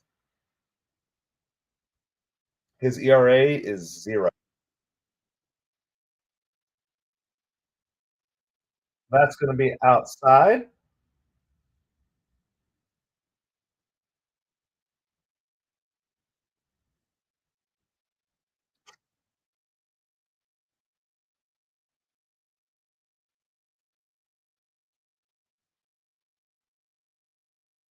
Swing and a miss in the dirt. It was a nice pitch there by Reed Garrett. Really nice pitch. So 1 pitch away from getting out of this inning. Bryce Harper is on first. So 1 ball, 2 strikes, 2 outs, top of the 6th inning. Max Kepler up. Reed Garrett trying to get out of the inning. Oh, he went for that pitch. Kepler laid off. See, he went back to the same pitch he just swung at, but couldn't get him to chase. Could not get him to chase again.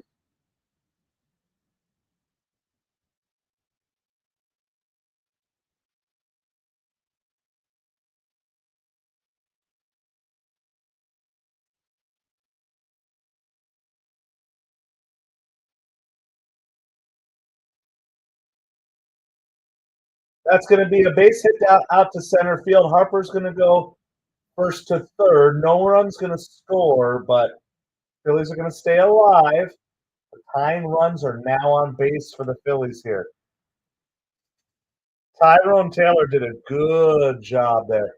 That ball was moving fast, and had that got him by, it would have scored the run. So,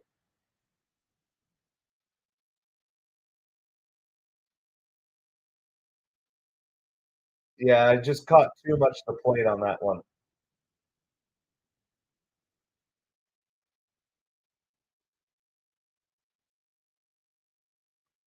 JT Realmuto is at the plate. He's 0 for 2 on the day. This is one of the best rallies the Phillies have had. Maybe the first runner to get to third base this game.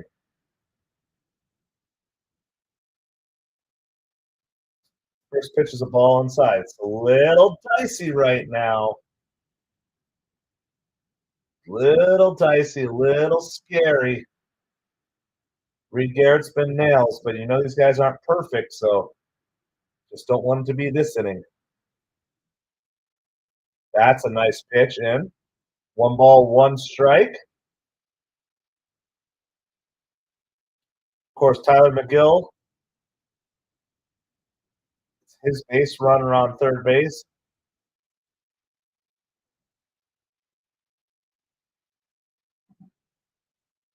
Got to chase the pitch way outside. 1-2 strikes to Realmuto. Fans are rising to their seats. They're rising from their seats, not to their seats. They weren't sitting on the ground. 1-2 strikes. Went for that pitch, didn't chase. He likes that pitch kind of in the dirt. 2-2 strikes. Alec Bohm on deck.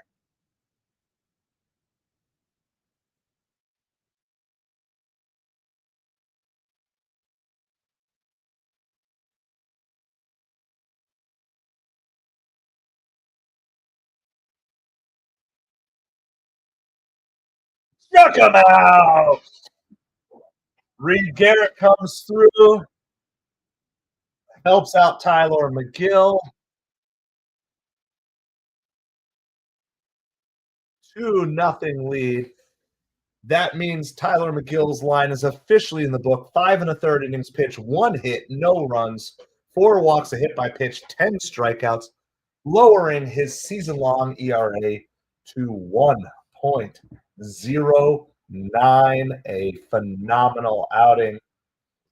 Again, if you want to nitpick anything for McGill, it would simply be the walks. That's definitely what got him in trouble a little bit tonight, but he was able to get out of trouble, and then Reed Garrett was able to get him out of trouble. After that, we are headed to the bottom of the 6th inning.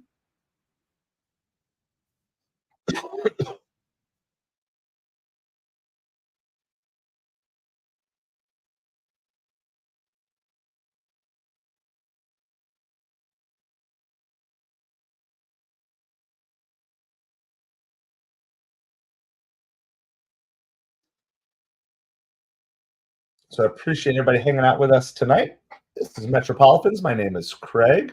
We are YouTube's smallest New York Mets and Miami Dolphins channel.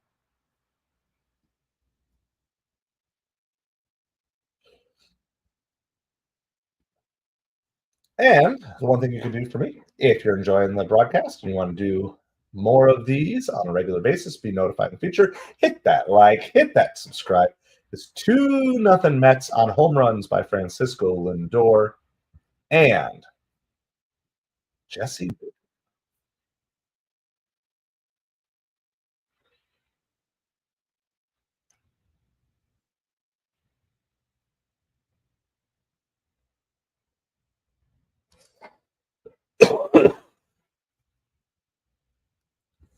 All right, so we're at commercial break right now, so you're not missing any of the action.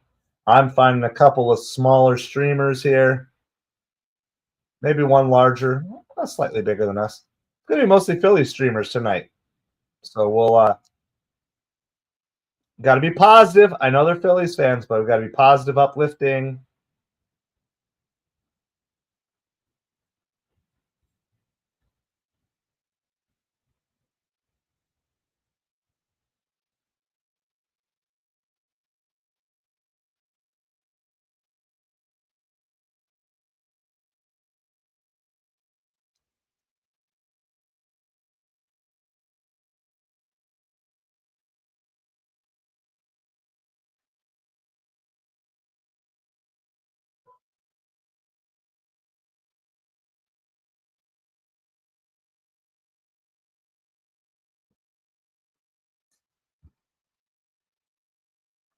All right, Juan Soto hitting for the Mets. Count is 1-1. Soto just missed by about a foot, literally. Just missed a 3-run homer.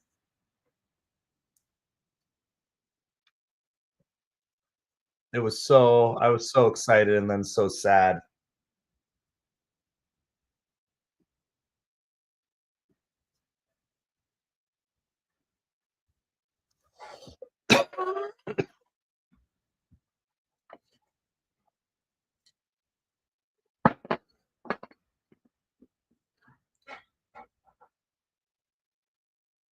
Soto pops that one. It's going to be foul out of play down the left field line there. 2 balls and 2 strikes.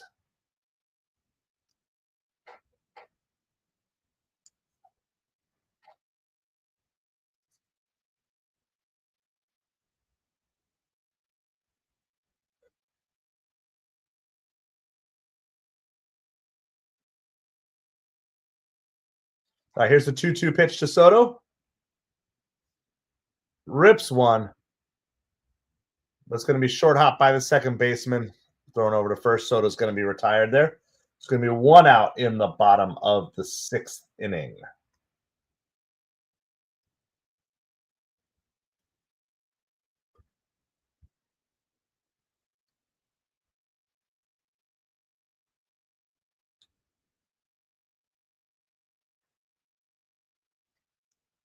All right. Pete Alonso has looked a little out of sorts tonight. Obviously, he's been on fire. Pete loops that one into left field, though. That's his first hit of the night. There we go. What I like seeing that about Pete right there is making an adjustment, because the first 2 at bats, he looked kind of not ready for it, but he made the adjustment. Didn't try to drive it, just try to loop it into play. Dumps it into the outfield for a nice 1-out single here for the Mets.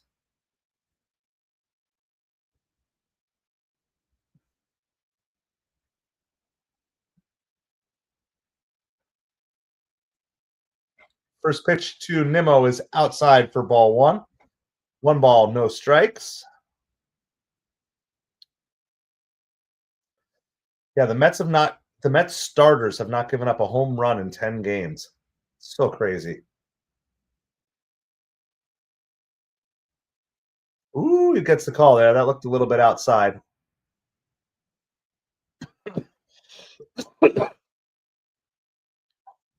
One ball, one strike to Brandon Nimmo here. 1 out in the bottom of the 6th. Pete Alonso is on first with a 1-out single. Mets are up 2-0, but looking to add more here. Throw over to first to check on Pete.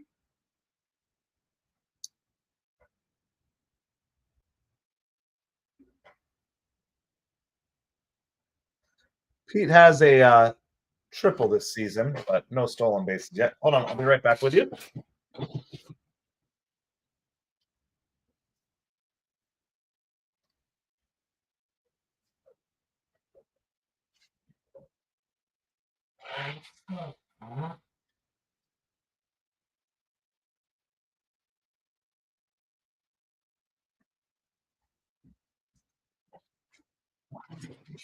Brandon hits this one up the middle.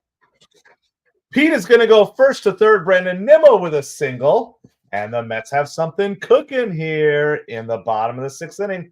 Runners on first and third with one out. And Jesse Winker, who's 2 for 2 on the day, including a home run, is coming to the plate. Jesse Winker seems to be very streaky. He can have many days with offers, and then he'll have many days where he gets 2, 3, 4 hits. So he already has the 2. Let's get hit number 3 right here. That would pad this lead just a little bit. Luis Torrens on deck. Luis Angel Acuna in the hole. Nobody warming up in the Phillies bullpen because they're scared to use it. I guess some. They're gonna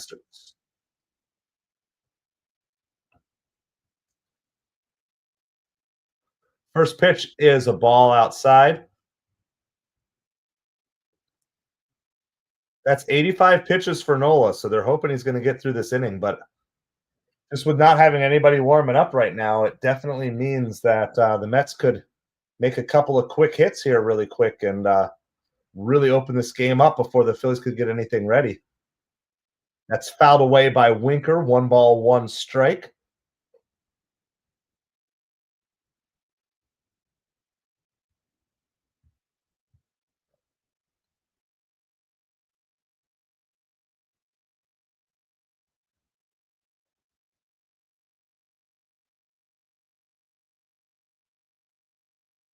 Winker rips that one foul. He is seeing the ball well here tonight.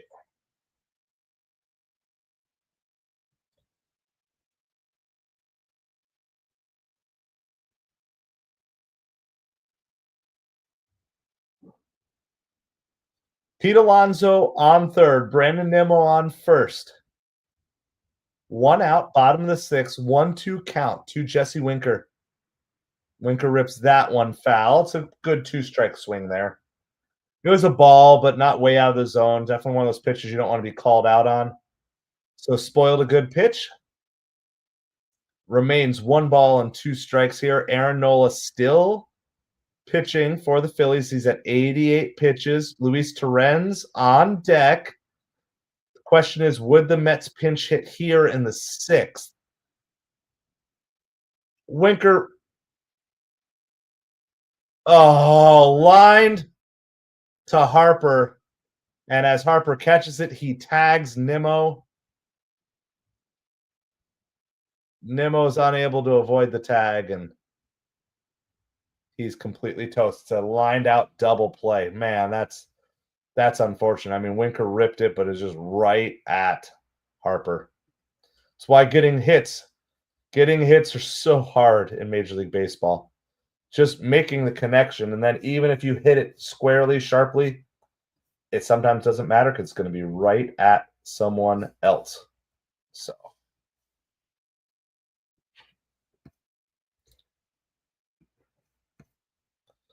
All right. Well, we are headed to the 7th inning, and I don't know how many people are hanging out with us, but one of the things we always do during the 7th inning of the away team into the middle of the 7th inning is we like to raid some other creators. And we're going to go over, be positive, and do that. So obviously, you might run into some angry Phillies fans and stuff like that. If that's not your thing, then that's fine. You don't have to do that. But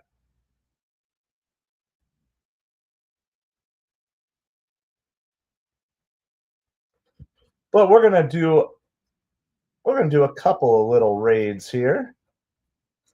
And so I'm going to post the links in both of the chats if you wish to raid along with us. If not, that's fine. But please be positive, uplifting, encouraging, like their stream, help some smaller creators out. It's something that we have been helped out with on other channels. And so something that I want to just also bring to other smaller creators who maybe need that extra help getting going, getting monetized, or whatever. It also kind of spreads our name.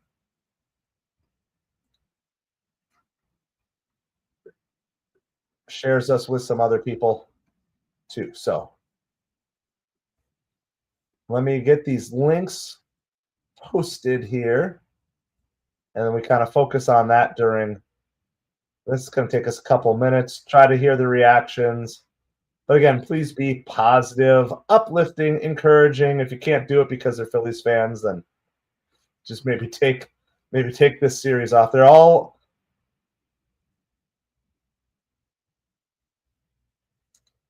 first pitch was in to Alec Boehm, knocked him down.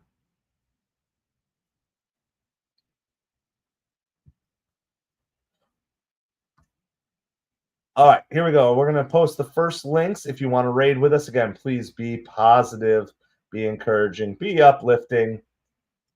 This is not about sports. This is about helping other people. Arnell, thank you so much for the birthday wishes. I do. I hope the Mets get the win today as well. All right, here we go. Here are the links for the first raid. Juan Soto makes the catch to get the first out in the inning.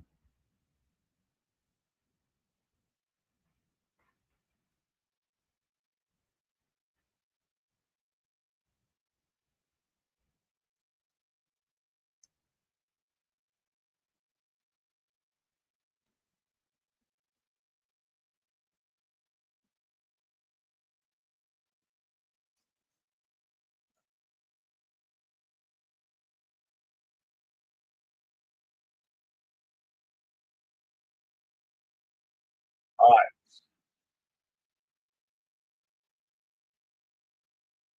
we got our first raid is going on. First raid is going on, so if you want to join, the link is in the chat. You can go over, say something positive, say something encouraging. Hit the like on the stream, help them with their monetization, help their streams get found by more people who want to see it.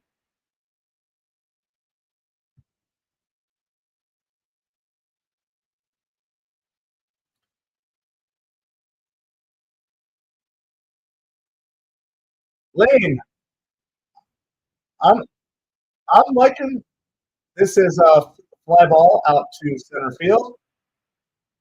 Tyrone Taylor gets under it. That's going to be 2 outs. No, I'm liking this team. There's obviously some flaws. There's stuff that we got to work through, but overall, I feel pretty content with where things are at. We've kind of so far survived the early injury bug that has plagued this team, and so I feel good about that. And we'll obviously see from there if it's something that the Mets are going to be able to sustain. News on Vientos is he was supposed to take batting practice today, and I haven't heard anything. He was maybe available as a pinch hitter yesterday, but don't know if he is. Don't know if he's available as a pinch hitter or not. From what I was seeing, we were looking earlier in the stream, and I haven't seen anything as to whether or not he will be. So, all right, we're gonna do our next creator raid. The first one didn't.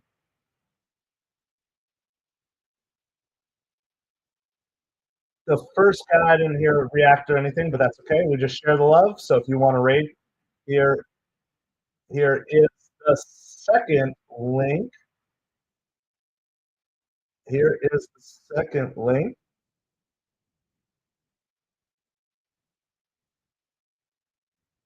Stop pops this one up.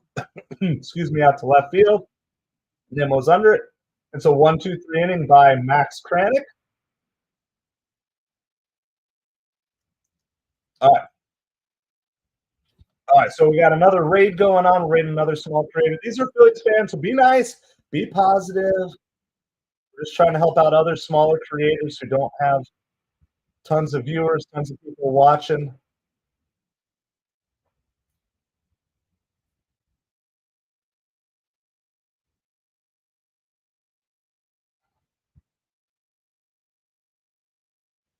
If you like their vibe, you can subscribe as well. But in the very least, like their stream, give them a thumbs up, help them out.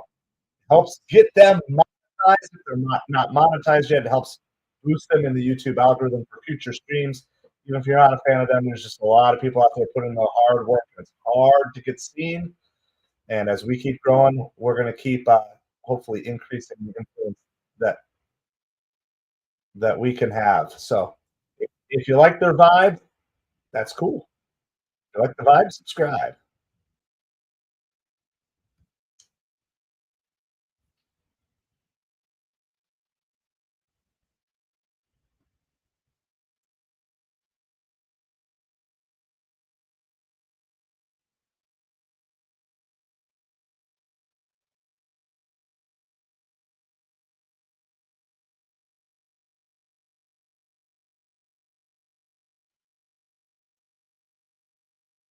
This guy is like trying to hype him up. Mike Sports vibes balling, trying to hype up his Phillies here. All right, we're gonna do one more raid. One more raid. This person has just 3 people watching right now, so one more raid. I know it's hard to get excited about raiding Phillies fans when you're a Mets fan. I get it, but don't think about raiding a Phillies fan. Think about raiding someone who's trying to get out there, support their family, support their passion, and the baseball community is better when we get bigger and we work together in those things. So, all right, here we go. I'm going to get the links ready here.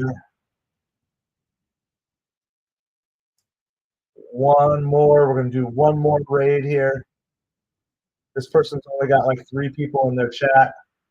I saw you in that one Phillies chat, Jonathan. I saw you.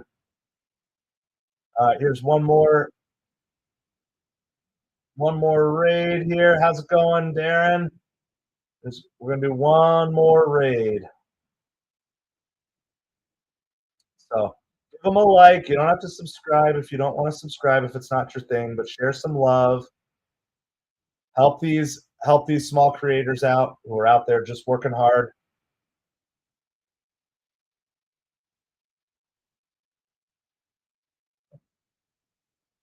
Hey, I got a good reaction from this one. Master Yehai Gaming gave us a little bit of a shout out there. So Master Yehai, appreciate you. Do that work. Yeah, give a little love because when I came in here, I was the only person watching for a while. Sharing the love. I know it's hard to raid Phillies fans. I get it.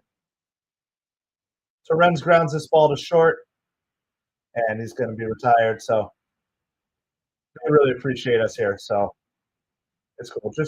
Just doing some love.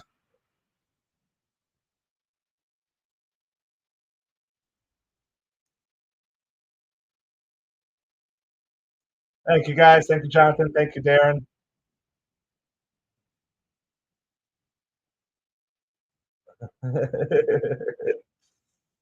Mastery High Gaming. Awesome.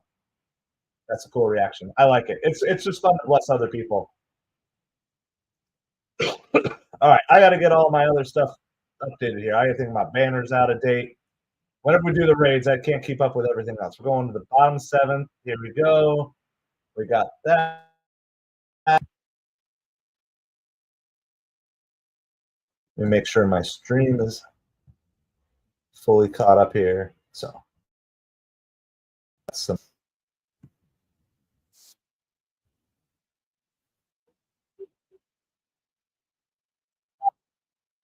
The lines that one. That's a nice solid hit up the middle. That's going to extend his hitting streak to 9 games. Yes, thank you, Lane. Thank you for keeping us updated.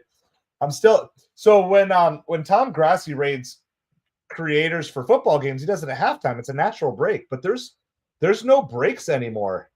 There are no breaks anymore in baseball. Like there's just not like it's just goes so fast. So we just kind of give up the opponents at bat in the 7th inning, whether they're the home team or the away team. We just do that and then we get caught up after that. So that's a 1-out single for Acuna. That's a 9-game hitting streak for Luis Angel Acuna. And you got to think that he's looking to steal here. And Beatty gets ahead 1-0, so I think Beatty should at least give him a pitch or two. I would take here if I'm Beatty. Personally, just give him a chance to steal. Get over to scoring position. That's inside. They do a snap throw back to first. Acuna gets back in. It's 2 balls and no strikes. I like Beatty's patience here.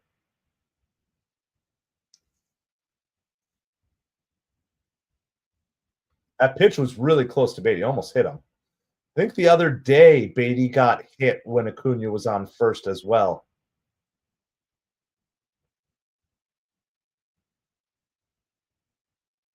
There's the pitch. That's low, ball 3. So, especially since Beatty's been struggling with the consistency a little bit here, a walk is fine. Push that runner up, and then maybe you can even try a double steal. Since you got Acuna as the lead runner, they're gonna maybe you can try the double steal if you can get Beatty on here. 3-0. Beatty's got to be taking here. He does. It's a strike on the outside corner. 3 balls, 1 strike to Brett Beatty. Appreciate everybody hanging out today. It's my birthday stream, so I'm looking for a Mets win, but most importantly, I get to hang out with you guys, partying, celebrating baseball. That's ball 4. That does the job. Look, you can pick on Beatty all you want, but that was a nice patient at bat there. That is 101 pitches for Aaron Nola. Tyrone Taylor is due up. I don't see any reason why they would do any sub here, but you never know. At this point, it's unlikely they're going to bring Azakar in for Tyrone Taylor. Kind of keeping Azakar as like your emergency outfielder. You're not going to probably put in Marte for Tyrone Taylor. And Vientos. We don't even know if he's eligible. I mean, he's eligible, but we don't know if he's able to play today or not. Thank you, Darren. Appreciate the birthday thoughts. So, yeah, we're just hanging out so far. I mean, the game got started off great, and then it's kind of slowed down a little bit here. And I got to admit, I'm scared to put Rally Pig out because he's kind of been struggling today. So I don't know if you guys want to see Rally Pig. This is the time to do it because it's the odd number inning. But he was he the reason why Juan Soto's home run went foul? Was that Rally Pig's fault? It's very possible. It is very possible that he needs to become Rally Bacon. We're at commercial break right now because there is a pitching change. Jose Ruiz is coming in for the Phillies. No Rally Pig, Jonathan says. I know you and no Rally Pig. So you need at least 2 votes for Rally Pig if you want to overcome Jonathan since he got his vote in first. Yeah, here's the pitching change. Jose Ruiz is coming in for Aaron Nola. Nola, honestly, he settled down really well. If I were a Phillies fan, I'd be at least somewhat encouraged with how he got better as it went on. And, he's right when you only give up 2 runs and you scatter 7 hits. If you give up 5 runs on 7 hits and you did not scatter them. But 7 hits, 2 walks, 6 strikeouts, but the runs came on home runs. And anytime the Mets got base runners on, he was able to shut them down. I mean, obviously, that Soto ball going foul by a foot changed the entire complexion of the outing, the game. It easily could be 5-0, or who knows? Who knows what happens after that? And, of course, we'd be further down the lineup and everything, but all right, we won't bring out Rally Pig. Maybe we need to treat Rally Pig like Danny Young, like just bring him in low leverage situations.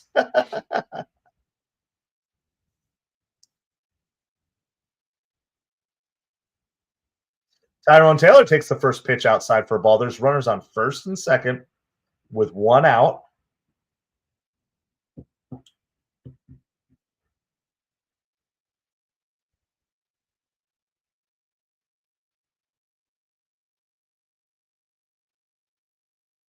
That catches the inside corner. 1 ball, 1 strike to Tyrone Taylor. Did they just say the Phillies bullpen's given up 15 runs in the last 2 days? That's really bad. That's low. 2 balls and a strike. Look, I'm not saying that the Phillies won't have a better bullpen. Yeah, Soto has been hitting into some bad luck too. He's definitely seeing the ball better, but he's also not fully in sync yet either. It's like both. He's hitting into bad luck. He's seeing the ball better, but he's also not fully there. Ooh, that was a ball. Taylor shouldn't have swung at that. He swung at a couple of pitches out of strike zone tonight. And instead of being 3-1, now it's 2-2. But yeah, it's possible to be hitting into bad luck, hitting the ball better, but also not seeing it perfectly. Vitalik, how's it going? Good evening to you.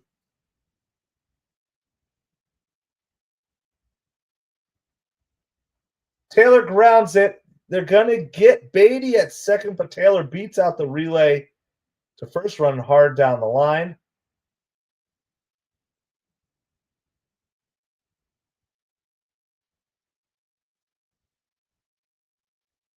Yeah, he clearly beat it. Good job. Good hustle down the line. All right, well, we turn the lineup over, so here you go. What you want. Mets get the lineup turned over here. This is possibly the last time that these guys are going to get up, unless the Mets can start scoring some runs. So, make me feel this way, my girl, my girl. First pitch is fouled away by Lindor.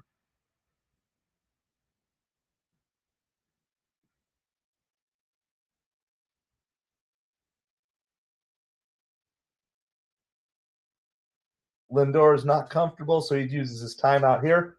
No balls, one strike, bottom of the seventh, 2 outs. Mets have runners on first and third. They have speed on the base paths. Is there any situation where Tyrone Taylor is going to try to steal here? Lindor clocks it.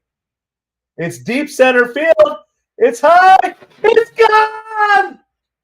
A 3-run homer for Francisco Lindor. Happy birthday. Lindor with his second home run of the game. What can make me feel this way? Lindor, Lindor. Talking about Francisco Lindor. Home run, Francisco Lindor. And once again, the Phillies bullpen absolutely implodes. Oh, this is beautiful. Lindormination. Well, that is what we did not get from the Soto home run. Lindor says, I don't care. It is now 5-0 Mets. Yep. What can make me feel this way? Lindor, Lindor. Soto hits the grounder to short. He's going to be thrown out at first, but at this point, it is looking good. And it is 5-0 Mets. We are headed to the top of the 8th inning, 6 outs away. I know Lindor, what in the world? What is Lindor's batting average up to? He's just been on fire here. He's up to 284. 284.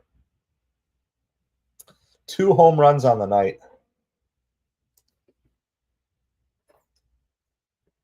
Well, thank you guys for hanging out. We got the party going on tonight. I've got the ginger beer. It's not alcoholic. It's just like it's ginger beer. But this stuff is like, it's got the real ginger in it. Still overcoming this cold. I don't sound quite as much as a frog as I did yesterday. So just sound like half a frog maybe. But cheers to Lindor on that one. My goodness. This team is fun. It's a lot more fun than watching games in April and May and June last year. That's for sure. Appreciate everybody. If you haven't yet done so, hit that like, hit that subscribe. We're on the way to 200 subscribers. 200 subscribers. You better believe it. So let's actually get the subscriber count. We were at like 189 last I knew. So let's see where we're at here. Oh, we're 193. We're 7 away. 7 away. Griffin Canning. Thank you, Lane, for the information. Griffin Canning pitching for the Mets. Tuesday night at 7 p.m.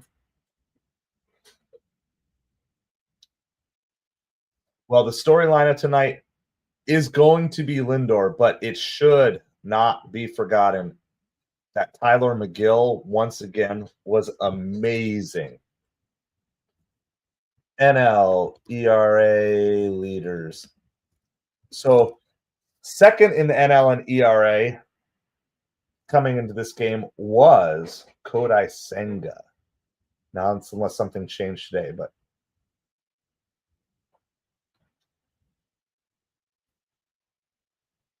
oh, not 2024. No, I need 2025. I don't care about last year. Tyrone Taylor's hustle down the line was such a huge part.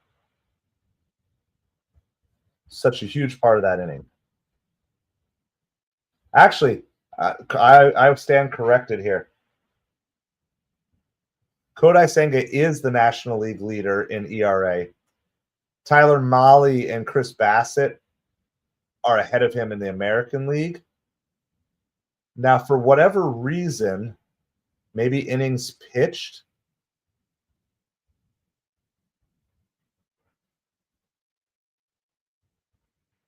That ball hit the umpire. For whatever reason, they did not have Tyler McGill on the list, so he must have been short innings pitched. Oh yeah, the ball got the umpire on the elbow. That's gonna hurt. That is gonna hurt.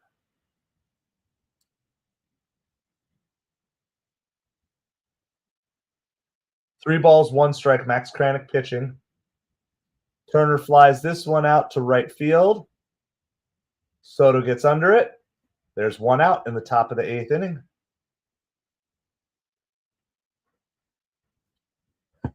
We need some nominations for the rock solid reliever. Obviously, the game is still in flux, but Reed Garrett gave up the hit, but stranded two runners to get out of that inning.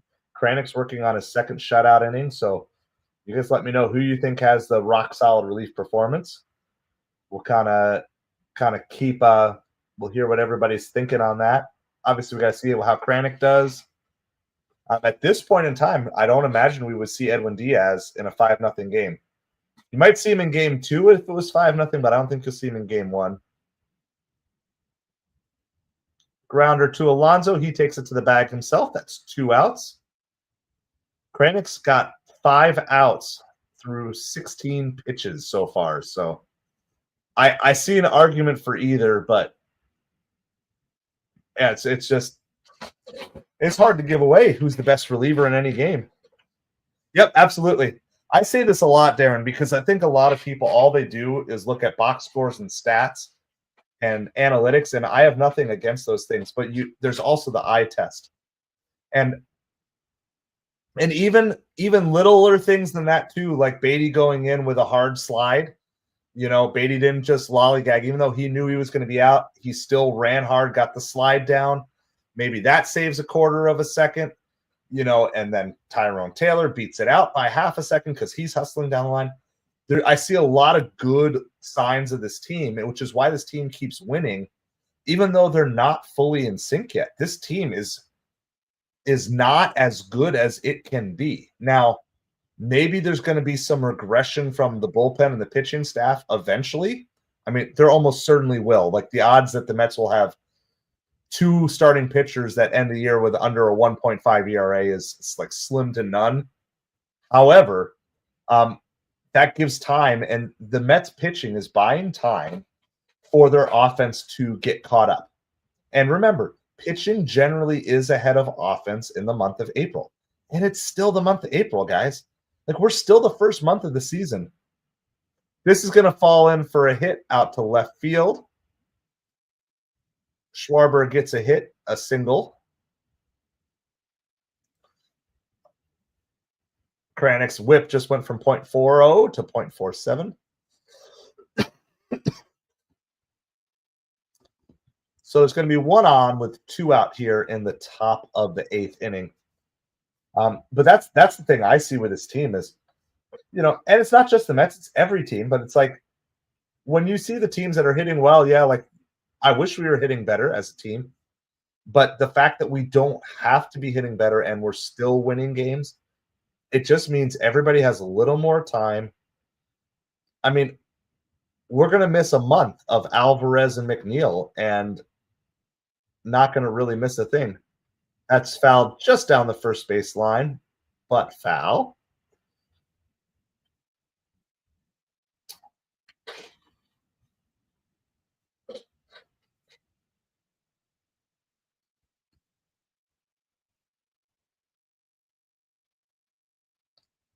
Yes, the eye test is the most important. I mean, for sure, it matters. And like I said, I'm not a professional coach. This is out to center field pretty deep. But Tyrone Taylor gets under it, and that's going to retire the side. So we are going to the bottom of the 8th inning. That's 2 innings of shutout ball by Max Kranick. Like I that's why I'm trying to train baseball fans to not just be reactionary, emotional, and just try to look at things. Like I said, I'm not a high level coach, but when I coach for Little League, I've just learned to key in on the smaller things much more so than the results. Like fans are so results oriented, coaches are so process oriented. Like I honestly do we want to win games as a Little League team? Of course we do. But I would rather lose with good fundamentals than win playing sloppy baseball, especially early in the season, because eventually, as long as you're playing the good fundamentals and you're doing everything mechanically sound, everything else is going to catch up eventually. And so that's what I like to see. Like, yeah, when you look at the Soto box score today, it's going to say 0 for 4 with a strikeout and 2 left on base. But if you're watching the game, you realize that he missed a home run that was an absolute bomb by about 1 foot. Like, there's nothing more that you can say. It's like he still did what he was supposed to do. He just missed the ball. If he had swung a millisecond later, that's a home run. I mean, like a millisecond. It doesn't take that much, the difference between a fair ball and a foul ball. However, there are certain other at-bats with Soto that you're looking, you see, okay, yeah, you can see he's still slightly off. But guess what? There's no need to panic. The only people who want to drive panic are people who are trying to drive clicks, okay? Whether it be radio, TV, YouTube creators, whatever. That's the people who want to drive panic because they're there for them. They're not there for the team. People who are driving panic about this Mets team. Are there going to be some slow stretches this season? Yeah. Are there things that are concerns? Of course there are. But panic for this team? Absolutely zero panic for this Mets team right now. Zero panic whatsoever. In fact, you can argue with the fact that we're basically missing, well, certainly 2, and maybe 3 if you can include Blackburn, but 2 of our starters, 2 of our starting pitchers, 2 of our starting position players, and you wouldn't even know that we've missed a beat. And then you include a Vientos injury that, hopefully it's not too serious, but it's the second day in a row that he's missed. You include a Jose Siri injury, which again, serious enough to put him on the injured list. He's going to be out for a couple of weeks. I'm not a huge Jose Siri fan just in terms of the makeup of this team. I know what he provides. I wish we had something a little different, but I have nothing against the man personally. It's like this team doesn't miss a beat with any of those things. So, yes, and Mets have depth. And that's exactly it because, again, everybody trying to drive clicks in the preseason was like, oh, well, there's this injury. The Mets have got to go out and make this trade. We got to go make this big. Why? If you believe in the players that you brought into this team, you let them do it. And then down the stretch, should someone get hurt, everybody's going to already been in positions where they're ready to go. So I have just, yeah. If you can't enjoy this, oh, Pete gets called out on the outside corner. It was a strike. Pete was walking to first, but that's a strike out there. Bottom of the 8th, 1 out. Brandon Nimmo coming up.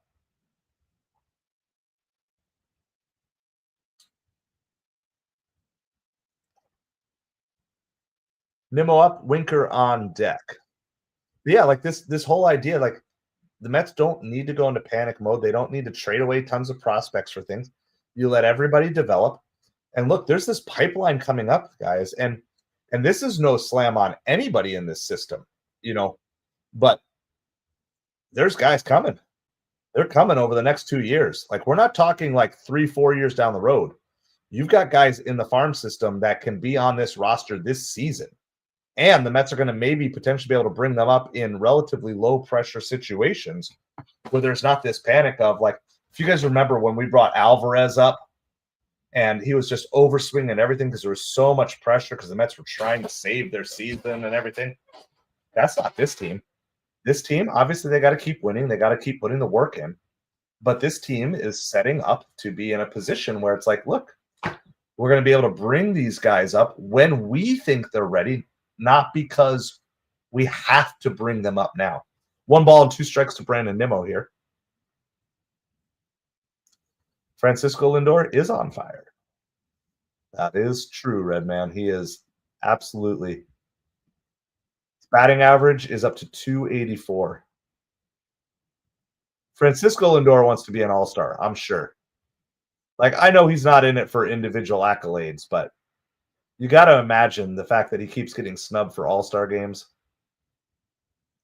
It's got to grind on you a little bit. And like it or not, I mean, that still does have something to do with your Hall of Fame candidacy as well. Nimmo strikes out there. I don't want to say the Mets don't care about these at-bats, but I think there's kind of this a little bit like, let's get to the top of the 9th. All right, Starling Marte is going to be the pinch hitter for Jesse Winker here. Marte does have a home run on the season, just hitting 184 on the season. Swings at the first pitch, fouls that down towards the first base dugout.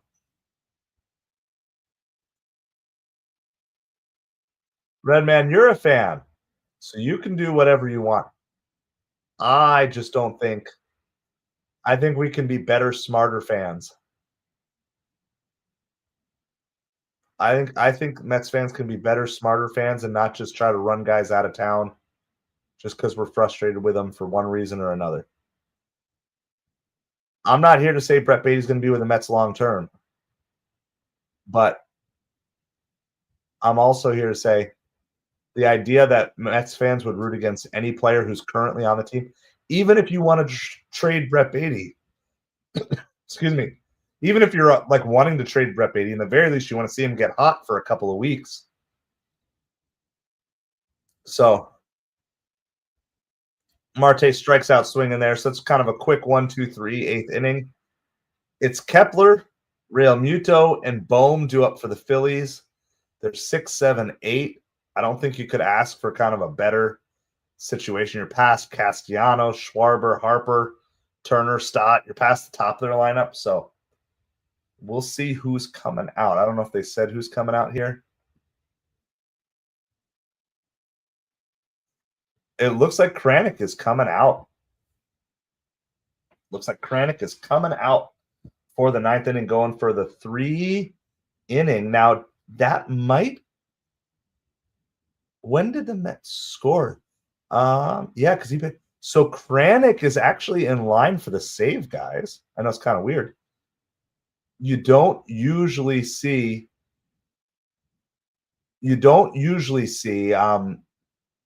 A save when a team is up by 5 runs.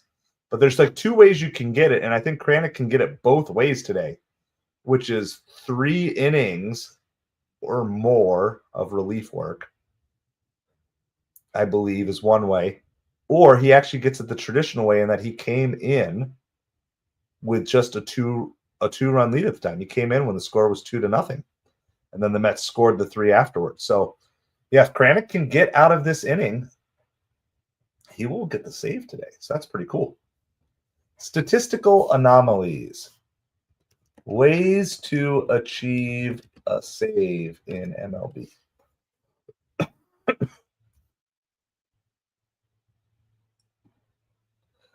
So I'm going to share a little baseball knowledge with you for those of you not so familiar about ways to get a save, because mostly we think about it 3 runs or less and the pitcher comes in the 9th inning. So a definition, this is on the screen if you're watching on horizontal in case you didn't know this. A save is awarded to the relief pitcher who finishes a game for the winning team under certain circumstances. A pitcher cannot receive a save and a win in the same game. So win trumps save if they, it's the better stat. A relief pitcher recording a save must preserve his team's lead. In other words, you can never give up the lead Like even if your team gets the lead back, you don't get to save them. And you must do one of the following: enter the game with a lead of no more than 3 runs and pitch at least 1 inning. So you can't just get the last out of the game and get a save. Enter the game with a tying run in the on deck circle at the plate or on the bases. Or, like I was saying here, pitch at least 3 innings to end the game. And that does not matter how many runs you're up by. So let's say in that theoretical 24-2 game that the Reds beat the Orioles yesterday, had the Reds brought in a position player to pitch 3 straight innings, he could have theoretically gotten the save in that. So I don't know if you guys all knew that, but there's a little bit of information on ways that you can achieve a save. It's not just getting 3 outs when your team is up by 3 or less runs.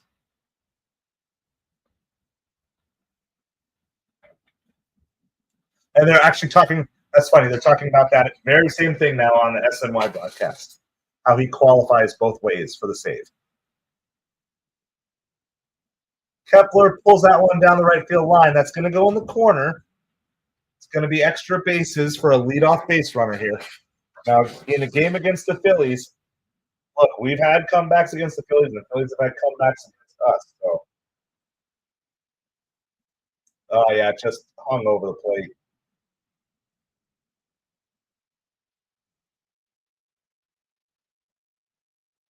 All right, so it's a leadoff double for the Phillies here. I got to update my banner here. Yep, hit that like, hit that subscribe. Thank you, Darren.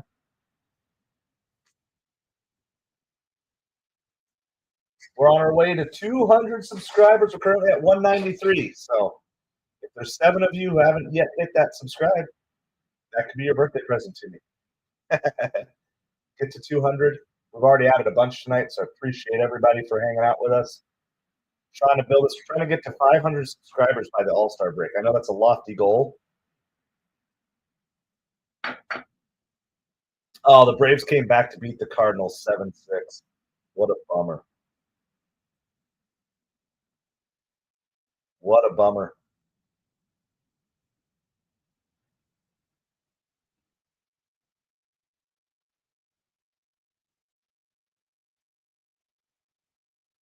That is a good question. Let me look up Max Kranick's career stats. Would this be his first save for the Mets? And would this be his first save of his career?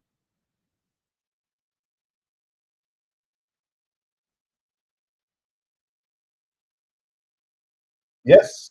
As far as I can see, this would be the first save of Max Kranick's career. So that is a very good question, Redman. Thank you, Redman. Appreciate it. Thank you for the birthday wishes. 2 balls, 2 strikes to Real Muto. This is, I don't know how much of a leash he's going to have here. That's fouled back out of play. Of course, for Kranick to get the save, he actually has to finish this inning, too.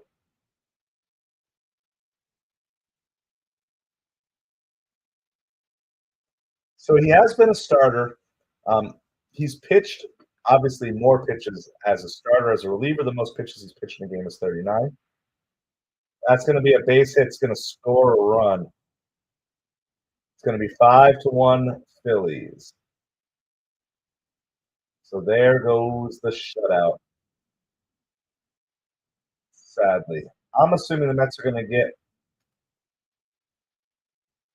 Question is, will they get Diaz up?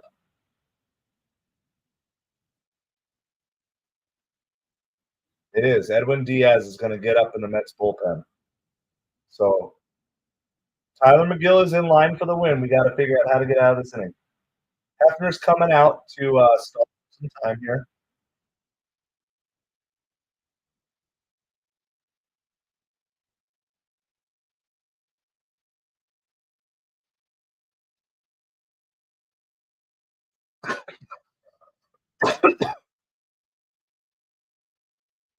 So let's see if Kranick can.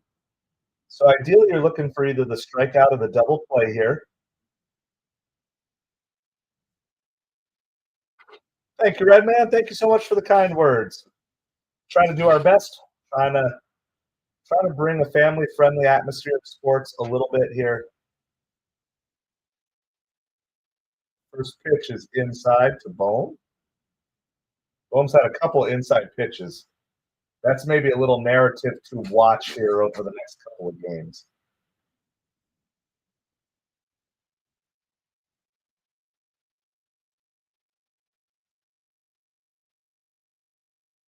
Because tempers with Mets and Phillies are always able to get out of the hand quickly.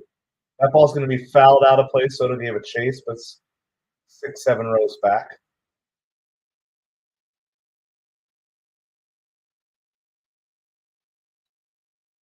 Yeah, McGill went 6 innings, but the Mets have to hold this lead. So I don't count anything. I don't count anything as certain against the Phillies until I see the game is over. I've had my heart broken by the Phillies a few too many times. That's inside. 2 balls, 1 strike.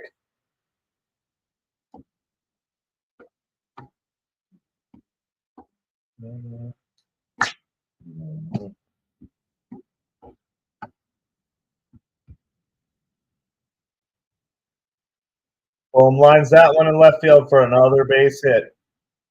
I don't think Kranick's going to get this save. I think we're going to see Diaz here. This is not fun. This is not fun, Mets fans. I'm not saying I'm nervous yet, but I'm also not saying I'm comfortable either. Kranick, I think you just got to get him out here. He's just spent.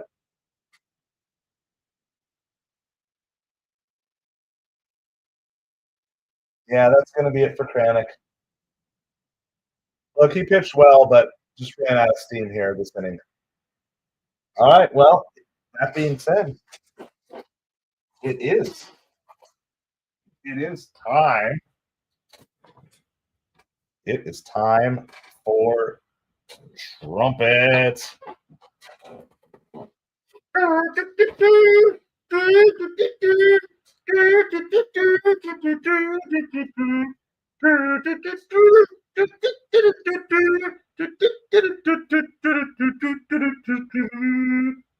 All right.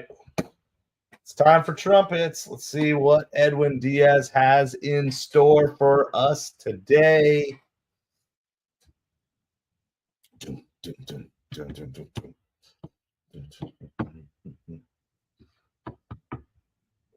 Is anybody nervous yet? Anybody nervous? It's kind of like that silence here.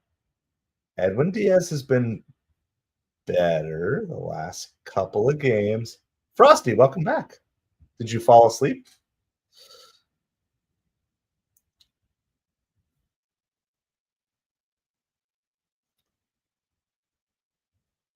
If he qualifies, Tyler McGill is going to be 3rd in the National League in ERA right now, behind Kodai Senga and Yoshinobu Yamamoto. Your sleep cycle's messed up. Well, yep, that is also the scary part of what's going on here. So it's going to be Stevenson is due up, Cal Stevenson, then Stott and Turner. And the problem is you need all 3 outs. So it's not like you just need the double play. So normally I'm kind of a fan of get the strikeout and then get the double play.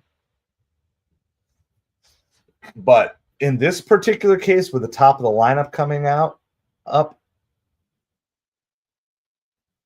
I think you're better off trying to get the double play here. The other thing is Diaz isn't always the best when he comes in with runners on, but we'll see.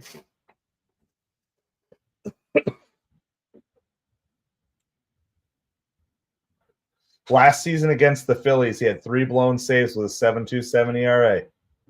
The good news here, though, is last season is last season. So ride or die time. Yep. I'm going to tell you what, like, you can hate the Phillies all you want, and that's understandable. As a Mets fan, I'm with you. But they are not a quitting team. They have character. and they just kind of have that grit in that battle. And it's just kind of always a level up in these games. This is a tough situation for Diaz. Stevenson hits this one out. Nimmo makes the catch, gets the first out, and the double play stays in order. That was a little nerve-wracking because that was kind of right between Taylor and Nimmo. They run on Diaz. Yeah, now Torrens is an interesting curveball here, right? Because Torrens is better at throwing out base runners than maybe Alvarez. Edwin Diaz needs Alvarez. I mean, in some ways, yeah, but we'll see. So now we're back to the top of the Phillies lineup. Bryson Stott. First pitch is a strike. I like seeing Diaz get that first pitch strike. So there's one out, top of the ninth inning. Mets are up 5-1. Phillies have one run in this inning. Stott fouls that one back. So it's an 0-2 count. This is where Diaz can be deadly because he's got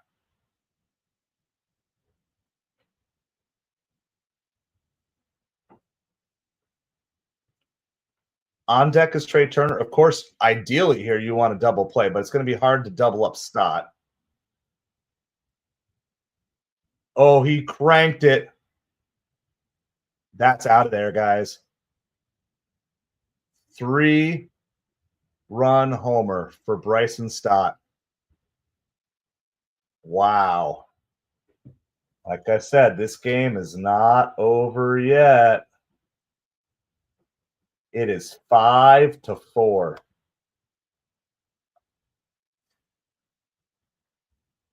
It's 5-4, and here comes 2, 3, and 4. This is getting dangerous.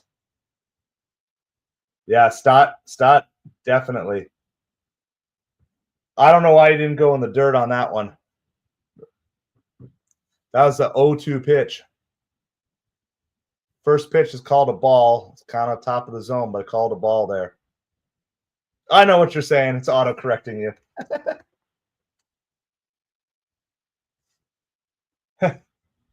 So, unfortunately for Kranick, that just like ruined his ERA. Kranick's ERA is now 2.93. Got Turner to chase that one. 1 ball and 2 strikes. Because all three. All right. Turner goes down swinging. There's 2 outs. It's not easy, guys. It is not easy. And of course, it's going to come down to Bryce Harper because why wouldn't it, right? But this is why this is going to be a battle all season. Because the Mets are going to keep battling against every team they face. The Phillies are going to battle against every team they face. Harper swing. That's a good pitch. Out of the zone. Got a swing and a miss. Harper struggled against Diaz. He's 2 for 15. But those 2 hits are home runs. One eye is sleepy. The other's not frosty. That sounds like a problem that's beyond my pay grade. Swing and a miss. Strike 2. All right. You know, the home run means nothing if you can get Harper here. Struck him out! Wow. The home run stinks, but to come back with a strikeout there, steal. All right. So, wow, what a game. If that doesn't describe, like, that's pretty much just like an average Mets-Phillies game, right? You're just never – it's never too good that the game is won, right? I told you can't feel comfortable at 5-0. You can't feel comfortable at 2-0. You've got to keep scoring runs. Look, that home run is kind of devastating in that moment, and it hurts the statistics of this bullpen. But the absolute steal that Diaz comes back with to get Bryce Harper there. We're going to go rock solid reliever. it was not the best day for the Mets bullpen. But we're going to give it to Reed Garrett because Reed Garrett came in with a run on. So we're going to give the rock solid relief performance. This is my pet rock that I made back in kindergarten. So rock solid relief performance. We're going to give to Reed Garrett today. He did what he needed to do to make sure McGill was in line for the win. Tyler McGill's ERA is down to 1.09. So we're just going to do we're going to hop into just a mini post game here really quick. Let me just show you. It's not fully updated, but assuming this is basically up to date, let me show you this. This is the MLB pitching stats here. And I'll just turn it to the National League just so you can see. Assuming he qualifies now with enough innings pitched, which I don't see why not. I mean, he is only pitching like 5 innings per game, so that's probably what's limiting him. But a 1.09 ERA would put him third in the National League, right after Yamamoto and Senga.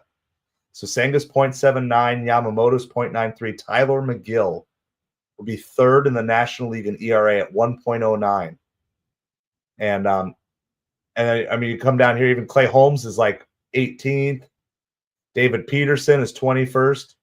Like, that's why we have this great pitching start this season. So I know Lindor is the star of the show. Lindor will drive the clicks today, 100%. But Tyler McGill, 10 strikeouts, battled through some trouble. Yes, Darren, an absolute great victory by the skin of our teeth. You better believe it. Yeah, I mean, you can give Lindor player of the game, but I got to shout out by far, I have to shout actually 2 guys that aren't going to get as much mention as Lindor as they probably should. One is Jesse Winker. That leadoff home run that Winker had gave kind of that extra margin to kind of give McGill the freedom, and McGill was just lights out. I mean, yeah, there's a few walks that you got to work out of there. I mean, but again, just a great team win, a great birthday win for me. So I'm happy about that. I can go sleep and rest in doing that. I mean, but really good. Obviously, Kranick was great until that last inning. He just ran out of gas, and it's unfortunate it's going to mess up his stats overall. But he really did pitch well until that last inning, and then, of course, giving up the big home run for Edwin Diaz. That hurt, actually, Kranick more than it hurt Diaz, but he came back, challenged Harper, no fear. I like that, and I've seen this a lot from the Mets pitchers this year, is even when they get in trouble or give up a run, they don't just quit. They don't just quit just because, oh, we did this. And I'm seeing this, and these were areas where I think McGill and Peterson in the past would struggle, as they would give up runs and they'd kind of mentally break down. They're not doing that this year. They get in tough situations and they just come up. And Edwin Diaz too, right? He hasn't pitched great against the Phillies in his career, but gives up the home run and just came back. And I mean, the way he pitched against Harper was like, I mean, it was just no fear. You would have thought he had just come in the game and he had a 3-run lead. I mean, he just went right at Harper. I mean, that was as devastating as that home run was about to be.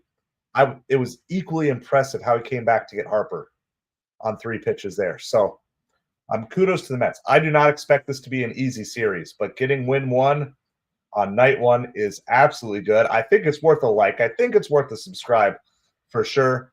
I appreciate everybody hanging out with me, everyone who came in for bits and pieces, in and out, whether you're on the vertical or the horizontal live stream. We got to update our banner here. Hold on. We got to at least get the Mets win banner up.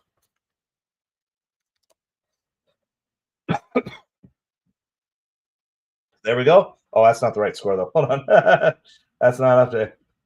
All right. I guess I'll give the Phillies credit for 4 runs. All right. So that's what we got. If you got anybody else that you want to mention as like unsung heroes of the game, chime in for sure. Luis Angel Acuna extended his hitting streak to 9 games now. And so just kind of starting to see all the pieces come together, and we're literally days away potentially. After this series, so like for the National Series, you very well could see Jeff McNeil and Francisco Alvarez in this lineup. So it's pretty cool, pretty exciting what this team is doing. I posted it before. Let me post it here, at least in the horizontal. Maybe it'll change after this. I mean, they'll always change. But if you haven't yet seen my power rankings for the week, I put them out last night. So please give them a look. Even if you disagree, you can kind of post your own top 10, whoever you think. I'm constantly learning. It's kind of a hard thing to do. So those are the power rankings I put out last night. I had the Mets in third, but if the Mets can come out of this series and take care of business against the Nationals, you could see them. They could make a move towards 1 or 2 this week, for sure. They are looking like a solid team, and like I've said before, they don't have everything figured out. There's a lot to do. I got my Mets blue on. I never got to my jersey today, but that's all right. I was wearing the Mets colors anyway because I got to represent, even if I don't have the jersey on. Well, I appreciate each and every one of you. You guys are all awesome. Thank you so much. Thank you again for all the birthday wishes. Thank you for the likes, the subscribes, all that. Appreciate you all so much. And we will talk to you soon. Have a great night, everybody.